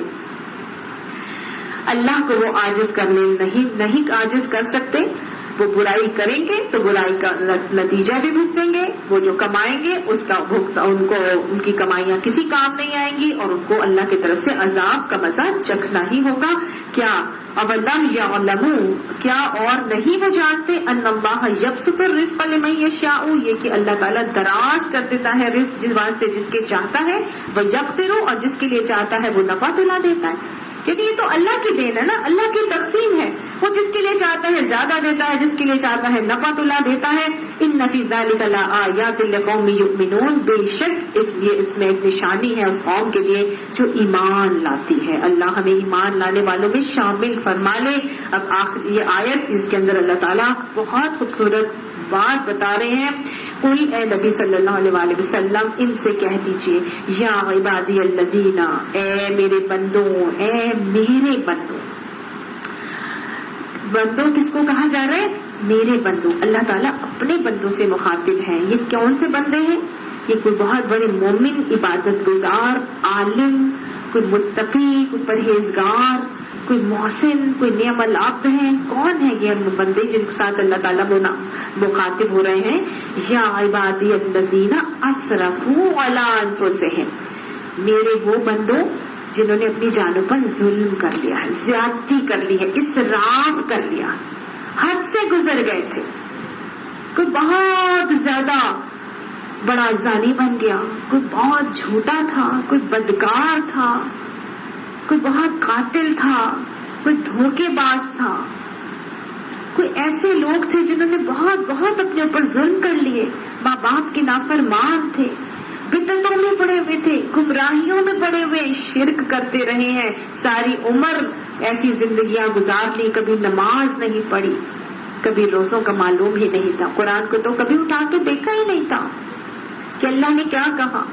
اپنی جانوں پر ظلم کرتے آئے، ساری زندگی ایسی گزار لی ہے. اسرفوا علی انفسہم، ایسے لوگوں سے اللہ تعالیٰ بڑے پیار سے مخاطب ہو کے کہہ رہے ہیں، لا تقنطوا من رحمت اللہ، اللہ کی رحمت سے مایوس مت ہونا، اللہ کی رحمت سے نا امید مت ہونا، اس لیے کہ مایوسی کفر ہے. کیوں مایوس ہوتے ہو اللہ کی رحمت سے؟ اللہ کی رحمت، اللہ کی رحمت تو وہ ہے کہ جب اللہ تعالیٰ نے اس رحم کو بنایا تھا، اس رحم مادر کو تخلیق کیا تھا، تو آسمان پر لکھ دیا تھا کہ رحمتی تغلب علی غضبی، میری رحمت میرے غضب پر حاوی ہے. اللہ نے اپنی رحمت کے 100 درجے بنائے اور 100 حصوں میں سے ایک حصہ پوری دنیا میں دیا، 99 حصے اس نے اپنے پاس رکھے. اتنی رحمت ہے اس کی. اللہ سبحانہ تعالیٰ کی رحمت قرآن پاک میں آتا ہے، رحمتی وسعت کل شیء، اس کی رحمت تو ہر چیز پر چھائی ہوئی ہے. اتنی رحمت، اتنی رحمت. اللہ فرماتے میری رحمت اتنی زیادہ وسیع رحمت ہے، اس سے تم نا امید کیوں ہو گئے ہو، کیوں مایوس ہو گئے ہو؟ ان اللہ یغفر الذنوب جميعا، وہ تو سارے کے سارے گناہوں کو، تمام گناہوں کو معاف کر دے گا. بے شک اس میں شک ہی کوئی نہیں ہے کہ اللہ سبحانہ تعالیٰ سارے گناہ لے کر آؤ گے معاف کر دے گا. حدیث میں آتا ہے اے ابن آدم تو نے مجھ سے امید ہی نہ کی، ورنہ تو جتنے بھی گناہ لے کر آتا اور مجھ سے بخشش طلب کرتا تو میں تیرے سارے گناہ معاف کر دیتا. تو زمین سے لے کے آسمان تک بھر کے گناہوں کو بھر دیتا اور مجھ سے بخشش طلب کرتا تو میں تیرے سارے گناہوں کو بخش دیتا. تو نے مجھ سے امید ہی نہ کی. جس شخص کو یہ علم ہو گیا، یقین ہو گیا کہ میں بخشنے پر قادر ہوں، میں اس کے سارے گناہوں کو بخش دوں گا، مجھے قطعاً اس کی کوئی پرواہ نہیں. اللہ سبحانہ تعالیٰ تو ایسا غافر الذنب ہے، اللہ تعالیٰ تو ایسا بخشنے والا ہے. وہ فرماتا ہے انہ هو الغفور الرحیم، بے شک وہ بخشنے والا ہے، رحم کرنے والا ہے. کرو کیا، تمہیں کرنا کیا چاہیے؟ حکم آتا ہے قرآن پاک میں توبوا الی اللہ جمیعا ایھا المؤمنون لعلکم تفلحون. اے مومنوں مل کر توبہ کرو اللہ تعالیٰ سے تاکہ تم فلاح پا جاؤ. اللہ تعالیٰ فرماتے ہیں یا ایھا الذین آمنوا توبوا الی اللہ توبۃ نصوحا، اے لوگوں جو ایمان لائے ہو اللہ کی طرف پلٹ آؤ، توبۃ نصوحا کی طرح پلٹو. توبۃ نصوحا کیا ہے کہ گناہ کا کر لیا تو پھر اصلاح کا وعدہ کرو، اور گناہ تو درکنار، گناہ کا سوچ بھی تمہارے اندر نہیں آئے. اس کو کہتے ہیں توبۃ نصوحا. تو گویا کہا جا رہا ہے کہ اللہ کی طرف پلٹ کے آؤ. وہ تو بخشنے کے لیے بیٹھا ہے، وہ تو بخشنے والا بھی ہے، رحم کرنے والا بھی ہے، اس کی رحمت سب چیزوں پر حاوی ہے. اللہ تعالیٰ تو خوش ہوتے ہیں اپنے پلٹنے والے کی طرف، وہ خوش ہوتے ہیں، وہ ایسا خوش ہوتے ہیں کہ آنے والے کے لیے زمین اور آسمان سجا دینے کا حکم دیتے ہیں کہ میرا بندہ میری طرف پلٹ آیا ہے. آج ہمارے بچے ماں سے ناراض ہو کے چلے جائیں تو ماں کتنا اس کی ایبسنس میں تڑپتی رہے، پریشان ہوتی ہے کہ میرا بیٹا ناراض ہو کے چلا گیا، وہ گھر آ جائے کوئی بات نہیں، جیسے کہتا ہے میں ویسے ہی کر لوں گی، آ تو جائے، ایک دفعہ آ جائے. اور جب وہ آتا ہے تو ماں ساری کی ساری اس کی بدتمیزی بھول جاتی ہے اور پیار سے اس کو گلے لگاتی ہے، اس کی بنائے لیتی ہے، اس کو چومتی ہے اور پھر اس کو بٹھاتی ہے اور اس کو کہتی ہے کیا کھاؤ گے، میں تمہارے لیے یہ بھی بنا کے لاتی ہوں، میں تمہارے لیے یہ بھی بنا کے لاتی ہوں. کرتی ہے کہ نہیں کرتی ہے؟ ماں اپنے ناراض اور بدتمیز نافرمان بچے کے لیے جب وہ پلٹ کر گھر آتا ہے تو اس کے لیے ایسے کرتی ہے. تو اللہ رب العالمین الودود 70 ماؤں سے زیادہ پیار کرنے والا، وہ اپنے پلٹنے والے بندے کے لیے زمین آسمان سجانے کا حکم دے دیتا. سوچئے اس کیفیت کو، سوچئے کتنا خوش ہوتا ہوگا وہ رب کہ میرا بندہ پلٹ کر آ گیا ہے، کہ میرا بندہ پلٹ کر آج میرے پاس آ گیا ہے، معاف کر دو، کر دو، جو صبح کا بھولا شام کو گھر آ گیا ہے آنے دو، آیا تو ہے. اللہ سبحانہ تعالیٰ پلٹنے والے کے لیے تو ہر روز تہجد کے اوقات میں خود آواز لگاتے ہیں هل من سائل فأعطي له، ہے کوئی مانگنے والا مجھ سے مانگے اور میں اس کو دوں، ہے کوئی بخشش طلب کرنے والا مجھ سے بخشش طلب کرے اور میں اس کو بخش دوں. اللہ سبحانہ تعالیٰ ہمیں ہر روز صبح خود آ کے صدا لگاتے ہیں بخشنے کے لیے، لیکن ہم سوتے پڑے رہ جاتے ہیں اور اپنے لیے بخشش ہی طلب نہیں کرتے. یہاں کہا جا رہا ہے میں سارے لوگوں کو معاف کر دوں گا. کوئی بہت بڑا زانی ہے، شرابی ہے، کوئی بدعتی تھا، کوئی مشرک تھا، بے نمازی تھا، جو مرضی تمہارے اعمال بد ہوتے رہے، تم نے اپنی جانوں پہ اسراف کر لیا ہے، آ گئے ہو میرے پاس، آ جاؤ، میں تمہارے لیے زمین آسمان سجانے کا حکم دوں گا. تم بالکل فکر نہیں کرو، مجھے وہی خطا کار پسند ہے جو بار بار پلٹ کر آتا ہے. کلو بنی آدم خطاؤن، سارے کے سارے بنی آدم خطاؤں سے بھرے ہوئے. خیر الخاطئین توابون، بہترین خطا کار وہ ہے جو بار بار پلٹ کے آتا ہے، تائب ہوتا ہے، توبہ کر لیتا ہے. توبہ کس کو کہتے ہیں؟ جو ایک شخص جب گناہ کا عمل کر لیتا ہے، ایک شخص جب گناہ کا عمل کر لیتا ہے. گناہ کیا ہوتا ہے جی؟ گناہ آپ صلی اللہ علیہ وسلم نے فرمایا گناہ وہ ہے جو تیرے دل میں کھٹکے اور تو اس بات پر برا محسوس کرے کہ لوگ اس پر مبتلا ہو جائیں، یعنی لوگوں کو اس کے علم نہ ہو جائے. تجھے یہ برا محسوس کرے کہ کہیں لوگوں کو پتہ نہ چل جائے. تو یہ عمل کیا ہے؟ گناہ کا عمل. تو ہر ایسا عمل جو گناہ کا عمل ہے اگر ہو جائے تو پھر کیا کرتا ہے مومن؟ مومن اس گناہ کے عمل کے ہونے کے بعد اپنے دل میں اس کے لیے پشیمانی محسوس کرتا ہے. اس کو دل میں اس کے لیے افسوس ہوتا ہے، احساس ندامت ہوتی ہے، اور وہ اس احساس ندامت کے ساتھ، شرمندگی کے ساتھ اللہ سبحانہ تعالیٰ کی طرف رجوع کرتا ہے، پلٹتا ہے اور اس گناہ کے عمل پر توبہ کر کے استغفار کرتا ہے، بخشش طلب کرتا ہے، اور اس بخشش کے طلب کرنے میں وہ آئندہ اصلاح کا وعدہ کرتا ہے کہ اللہ آئندہ میں یہ عمل نہیں کروں گا. اس عمل کو کہا جاتا ہے توبہ. ہمارے دین میں توبہ کا عمل بہت آسان ہے. صرف اور صرف ندامت کے 2 آنسو بہا لیں.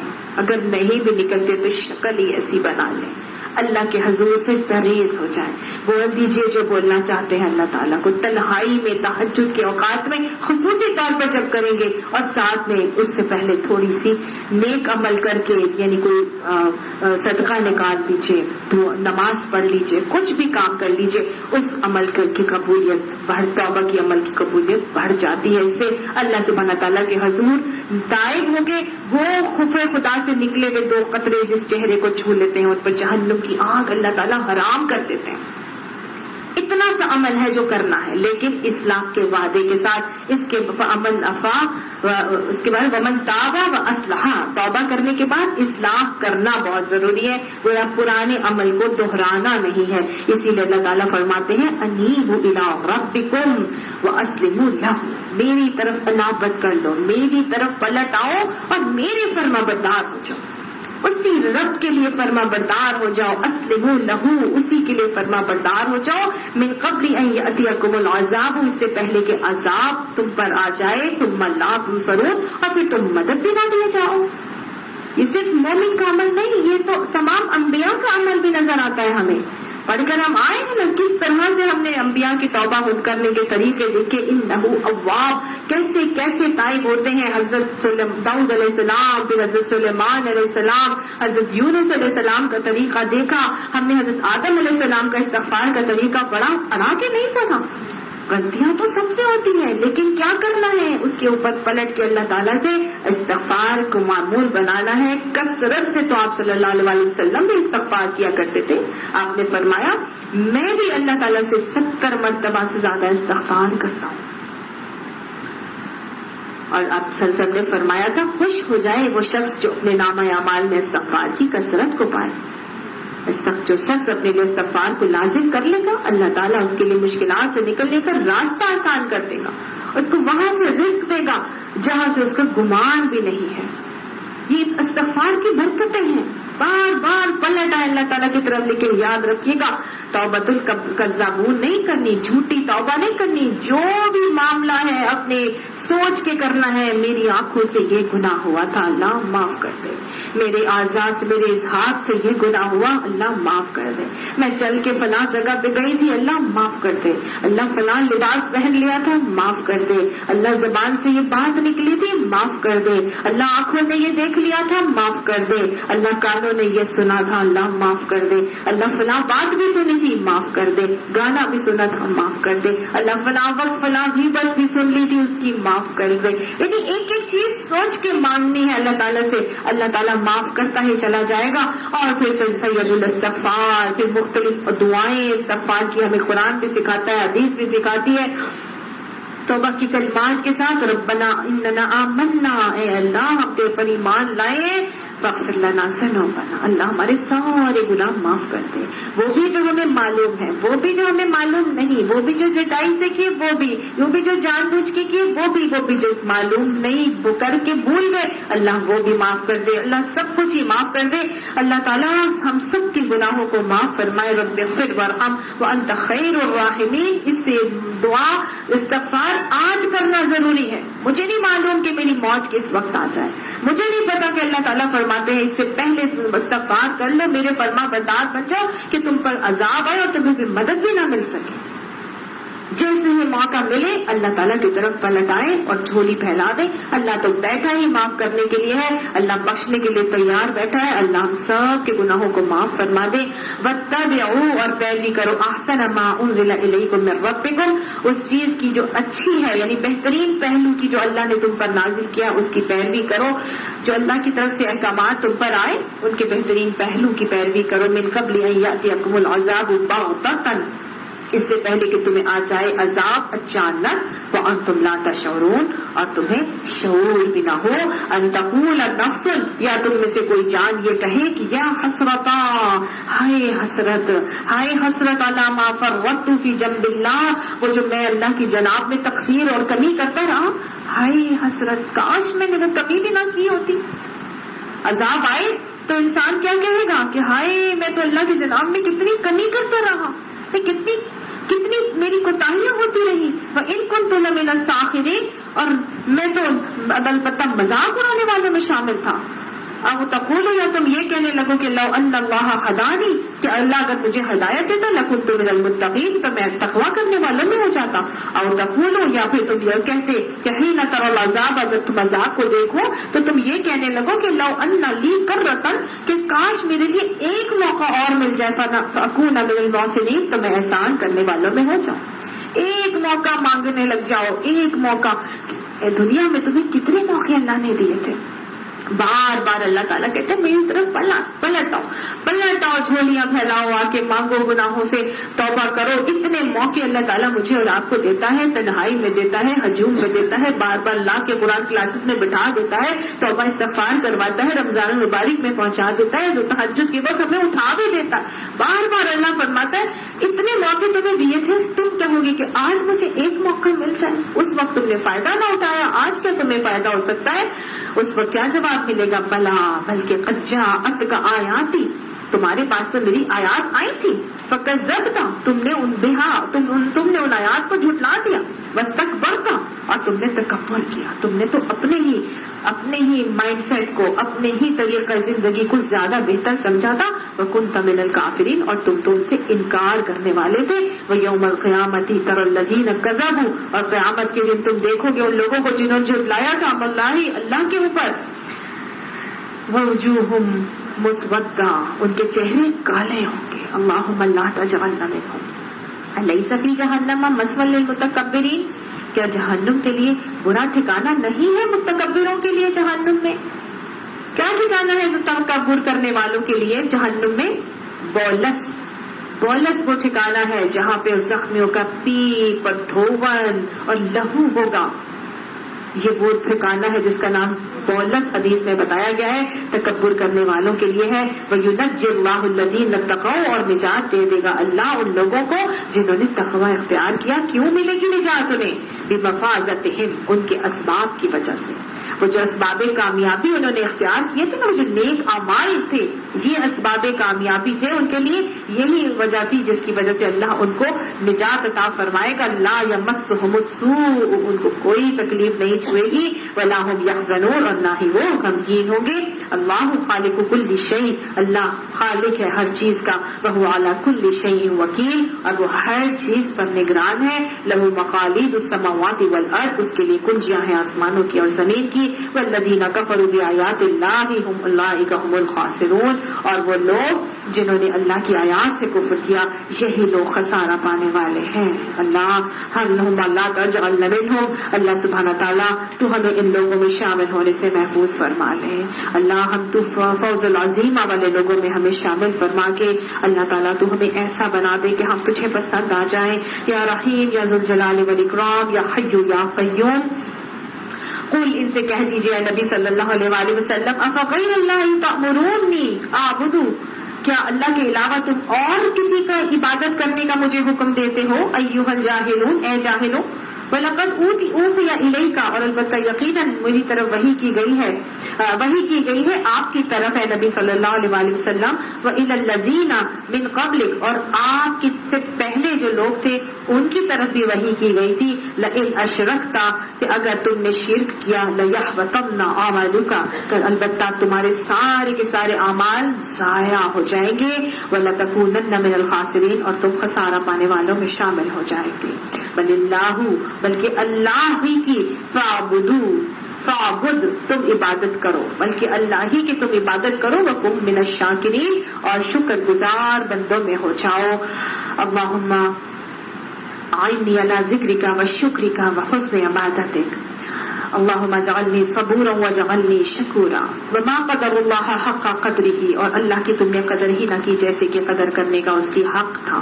اللہ کی قدر کرنا حق کیا تھا؟ اللہ کی قدر کا حق کیا ہے جو ہم نے نہیں کیا؟ اللہ سبحانہ تعالیٰ ہمیں بناتا ہے، ہمیں تخلیق کرتا ہے، تین پردوں کے اندر وہ ہمیں جیسے چاہتا ہے ہماری صورتیں بناتا ہے، صحیح اعضاء کے ساتھ وہ ہمیں اس دنیا میں لے کر آ جاتا ہے، پھر ہمیں وسیلے اسباب دیتا ہے، پھر ہمیں لباس دیتا ہے، ہمیں ٹھکانے دیتا ہے، ہمیں پیار محبت کرنے والے رشتے دیتا ہے، ہمیں خوراک پہنچاتا ہے، ہمارے اسباب مہیا کرتا ہے ہمیں، اور پھر آہستہ آہستہ ہمیں مال، عزت، عہدہ، اقتدار اور طاقت عطا فرماتا ہے، پھر ہمیں ہدایت دیتا ہے، ہدایت کے ذریعے پہنچاتا ہے، ہمیں لا کے قرآن کلاسز میں بٹھا دیتا ہے، اور پھر اس کے بعد مرتے دم تک ہمارے لیے توبہ کا دروازہ بھی کھلا رکھتا ہے۔ پھر بھی ہم اگر اللہ کی طرف نہ پلٹ کر آئیں تو پھر تف ہے ہمارے اوپر۔ ما قدر اللہ حق قدرہ، تم نے اللہ کی قدر ہی نہ کی جیسے قدر کرنے کا حق تھا۔ والارض جميعا، اور زمین ساری کی ساری قبضتہ یوم القیامت، قبضے میں ہوگی اس کے قیامت کے دن۔ زمین ایک گیند کی شکل میں قیامت کے دن اللہ سبحانہ تعالیٰ کے قبضے میں ہوگی، اس کی مٹھی میں ہوگی۔ حدیث میں آتا ہے اللہ تعالیٰ آسمانوں اور زمین اور یعنی سیاروں کو اپنی مٹھی میں لے کر اس طرح پھرائے گا جیسے ایک بچہ گیند پھراتا ہے، اور فرمائے گا کہ میں ہوں خدائے واحد، انا الملک، میں ہوں بادشاہ، میں ہوں جبار، میں ہوں کبریائی کا مالک۔ کہاں ہے زمین کے بادشاہ، کہاں ہے جبار، کہاں ہے متکبر؟ یہ کہتے کہتے رسول اللہ صلی اللہ علیہ وسلم پر ایسا لرزہ طاری ہوا کہ صحابہ کہتے ہمیں خطرہ ہونے لگا کہ کہیں آپ ممبر سمیت گر نہ پڑے۔ ایک کیفیت نبی صلی اللہ علیہ وسلم کے اوپر آئی تھی۔ اللہ ہمیں شرک سے بچنے کی توفیق عطا فرمائے، شرک کو سمجھنے کی، اپنے عقائد کی اصلاح کرنے کی، اور اللہ تعالی ہمیں توفیق عطا فرمائے، ورنہ اللہ تعالیٰ کے تو سامنے سب کو حاضر ہونا ہی ہونا ہے۔ بس سماوات اور آسمان اس وقت کیسے ہوں گے؟ مطویات، لپٹے ہوں گے بیمینہ ہی، اس کے دائیں ہاتھ میں۔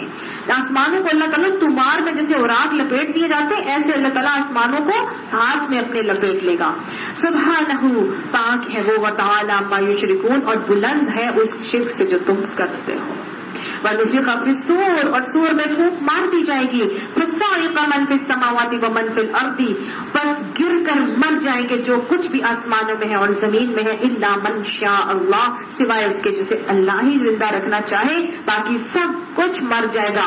ثُمَّ نُفِخَ فِيهِ أُخْرَى، پھر سور میں پھونک مارا جائے گا دوسری مرتبہ۔ فَإِذَا هُمْ قِيَامٌ يَنظُرُونَ، پھر وہ اللہ تعالیٰ کی طرف کھڑے ہو جائیں گے، یعنی قیامت کے منظر کو بتایا جا رہا ہے، اور سب کے سب وہاں پر دیکھیں گے۔ ینظرون، اپنی آنکھوں سے وہ دیکھ رہے ہوں گے۔ قرآن پاک میں سور 2 مرتبہ پھونکنے کا تذکرہ آتا ہے، جبکہ حدیث میں 3 مرتبہ پھونکنے کا آتا ہے۔ پہلا سور جس کو نفخ فزع کہا گیا ہے، اس میں گھبراہٹ ہوگی، زلزلہ آئے گا، اذا زلزلت الارض زلزالها، یہ پہلے سور کی ایک کیفیت ہے جس میں سب کچھ جو ہے وہ زلزلہ ہوگا، گھبراہٹ ہوگی اور سارے کے سارے معاملات ہوں گے۔ دوسرے سور کا یہاں بتایا جا رہا ہے کہ سب کچھ مر جائے گا، اور پھر تیسرے سور میں جو ہے سب اٹھ کے قیام رب العالمین ہوگا، سب کے سب اللہ کے حضور پیش کیے جائیں گے۔ وَأَشْرَقَتِ الْأَرْضُ بِنُورِ رَبِّهَا، اور چمک اٹھے گی زمین اپنے رب کے نور سے۔ وَوُضِعَ الْكِتَابُ، اور لائی جائے گی، رکھی جائے گی کتاب۔ وجیء بالنبیین اور لائے جائے گا نبیوں کو، والشہداء اور شہیدوں کو، وقضی بینہم بالحق اور فیصلہ چکا دیا جائے گا ان کے درمیان حق کے ساتھ، وہم لا یظلمون اور کسی کے اوپر بھی ظلم نہیں کیا جائے گا، ووفیت کل نفس ما عملت اور پورا پورا دیا جائے گا ہر جان کو جو اس نے عمل کیا ہوگا، وہو اعلم بما یفعلون اور وہ جان جائیں گے کہ وہ کیا عمل کر کے آئے ہیں۔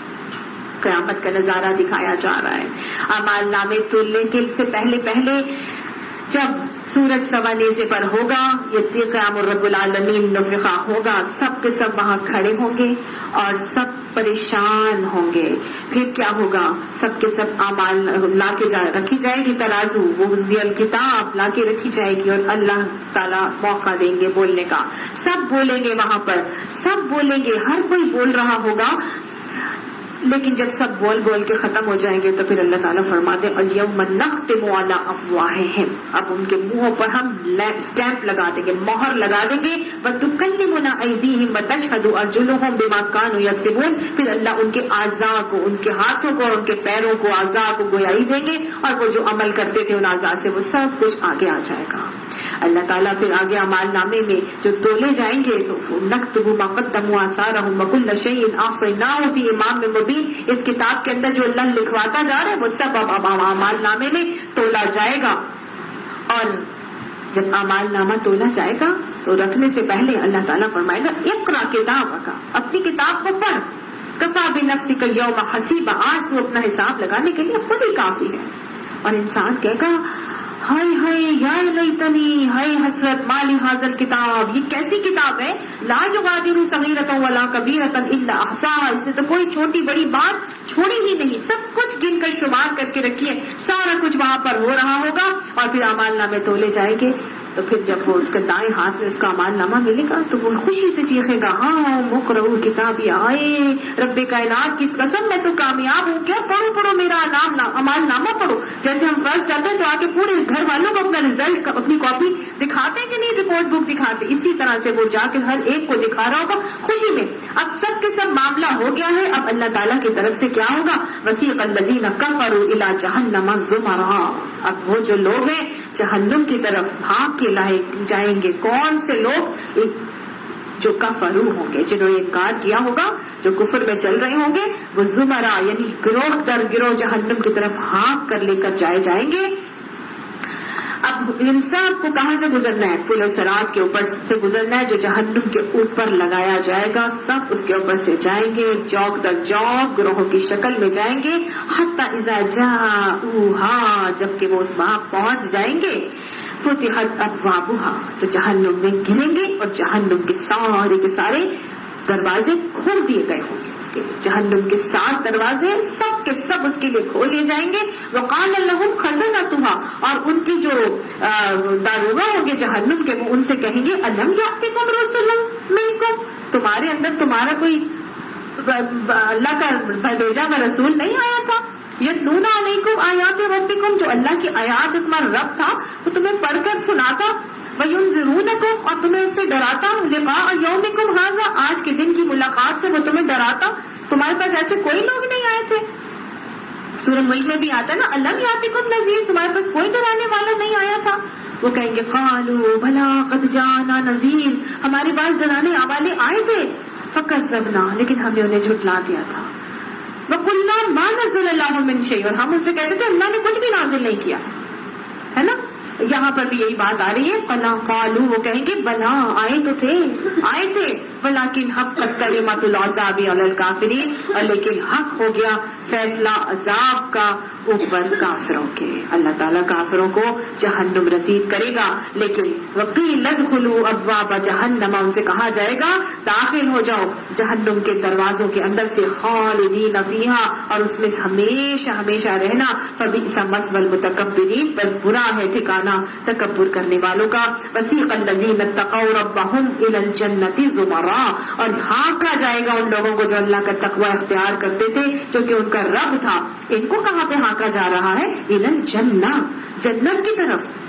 زمرہ، یہ بھی گروہ در گروہ جائیں گے، جنتی بھی گروہ در گروہ جنت کی طرف جائیں گے، حتی اذا جاؤہا، حتی کہ جب وہ وہاں پر پہنچ جائیں گے، وفتحت ابوابہا، پھر جنت کے بھی سارے دروازے کھول دیے جائیں گے۔ کتنے دروازے ہیں؟ 8 دروازے ہیں۔ وقال لهم خزنتها، اور ان کو جنت کے داروغہ کہیں گے سلام علیکم، سلامتی ہو تم پر، تم تو بڑے ہی اچھے رہے، تم تو اتنے اچھے رہے کہ تم تو جہنم کی سارے عذابوں سے بچ گئے، تم تو اتنے اچھے رہے کہ جہنم کی 70 بیماریوں سے بچ گئے، تم تو اتنے اچھے رہے کہ تمہیں تو حمیم غساق بھی نہ ملا، تم تو شجر زقوم کو کھانے سے بچ گئے، تم تو آگ کی چھتریوں اور آگ کے پیروں کی تلوار بچھونوں سے بچ گئے، تم تو آگ کی زنجیروں اور آگ کے توقوں سے بچ گئے، تم تو بڑے ہی اچھے رہے ہو، فادخلوها خالدین، اس میں اب ہمیشہ ہمیشہ کے لیے رہو، ہمیشہ اس کے اندر رہنا ہے، ہمیشہ یہاں قیام کرو گے، تمہیں کبھی کوچ کے لیے نہیں کہا جائے گا، تم ہمیشہ جوان رہو گے، تمہیں کبھی بڑھاپا نہیں آئے گا، تم ہمیشہ صحت مند رہو گے، تمہیں کبھی بیماری نہیں آئے گی، ہمیشہ ہمیشہ وہاں رہنا ہے۔ جنتیوں نے بھی، اب جنتی کیا کہیں گے؟ وقالو، سب جنتی کہیں گے الحمدللہ، اللہ کا لاکھ لاکھ شکر ہے، تمام تعریفیں ہی اللہ کے لیے ہیں۔ کیوں کہیں گے وہ؟ کیونکہ حدیث میں آتا ہے کہ جنتیوں پر تسبیحات کا الہام ایسے ہوگا جیسے تمہیں سانس کا۔ تو دنیا میں تسبیحات ایسے کرتے تھے کہ انہیں محسوس ہی نہیں ہوتا تھا، اور وہ تسبیح کر رہے ہوتے تھے، وہ ذکر کر رہے ہوتے تھے، تو اتنا زیادہ ذاکر ہوں گے کہ دنیا کی نعمتوں کو دیکھ دیکھ کے وہ ذکر کرتے تھے، تو اللہ تعالیٰ کی نعمتیں آخرت میں دیکھ کے جنت کی نعمتوں کا بھی وہ ان کا وہی حال ہوگا۔ الحمدللہ، اللہ کا شکر ہے اس ذات کا، الذی صدقنا، جس نے سچا کر دیا وعدہ، اپنے وعدے کو، اللہ نے اپنے وعدے کو سچا کر دیا، وَأَوْرَثَنَا الْأَرْضَ، اور ہمیں اس زمین، جنت کی زمین کا وارث بنا دیا، نَتَبَوَّأُ مِنَ الْجَنَّةِ، ہم ٹھکانہ بنا سکتے ہیں اس جنت کے اندر، حَيْثُ نَشَاءُ، جہاں اب ہم چاہیں، جہاں ہم چاہیں ہم اس میں ٹھکانہ اپنا بنا سکتے ہیں۔ فَنِعْمَ أَجْرُ الْعَامِلِينَ، بس کتنا اچھا اجر ہے عمل کرنے والوں کے لیے۔ اللہ ہمیں اس جنت کا وارث بنا دے، اللہ اس جنت کی ہمیں حرص عطا فرما دے، اللہ جنت کی نعمتوں کا حریص بنا کے اللہ اس کو پانے کی توفیق عطا فرما دے۔ اللہ عمل جو کرتے ہیں ان اعمال کو عمل متقبلہ بنا کر اللہ بڑھا چڑھا کے قبول فرما لے، اور جو کمی کوتاہی ہوتی ہے تو اپنی دست قدرت سے معاف کر دیجیے۔ وَتَرَى الْمَلَائِكَةَ، اور تم دیکھو گے ہاں ملائکہ کو کہ حافین، وہ حلقہ بنائے ہوئے ہوں گے، من حول العرش، عرش کے ارد گرد حلقہ بنائے ہوئے ہوں گے، اور کیا کر رہے ہوں گے؟ یسبحون بحمد ربہم، وہ اپنے رب کی حمد اور تعریف تسبیح بیان کر رہے ہوں گے۔ وَقُضِیَ بَیْنَهُمْ، اور فیصلہ چکا دیا جائے گا ان کے درمیان، بالحق کی حق کے ساتھ، وَقِیلَ الْحَمْدُ لِلَّهِ رَبِّ الْعَالَمِینَ، اور کہا جائے گا کہ تمام تعریفیں اللہ رب العالمین کے لیے ہیں۔ الحمدللہ رب العالمین، اللہ تیری ہی لیے ہی تعریفیں ہیں، ساری کی ساری تعریفیں صرف اور صرف تیرے لیے ہیں۔ اللہ ہمیں اپنے ذکر کرنے کی توفیق عطا فرما، اپنا شکر کرنے والا خوش نصیب بنا۔ اللہ سبحانہ تعالیٰ ہمیں بھی ایسا ذاکر بنا دے کہ ہر وقت ہماری زبان پہ صرف اور صرف تیری تسبیحات ہوں، بالکل اسی طرح جس طرح فرشتے تیری تسبیح بیان کرتے ہیں، ہم وقت یسبحون کا معاملہ کرتے ہیں، تیزی دکھاتے ہیں تسبیح بیان کرنے میں۔ اللہ ہمیں ایسا ہی ذاکر بنا دے۔ ربنا لا تزغ قلوبنا بعد إذ هديتنا وهب لنا من لدنك رحمة إنك أنت الوهاب۔ صدق الله العظيم۔ آمين ثم آمين۔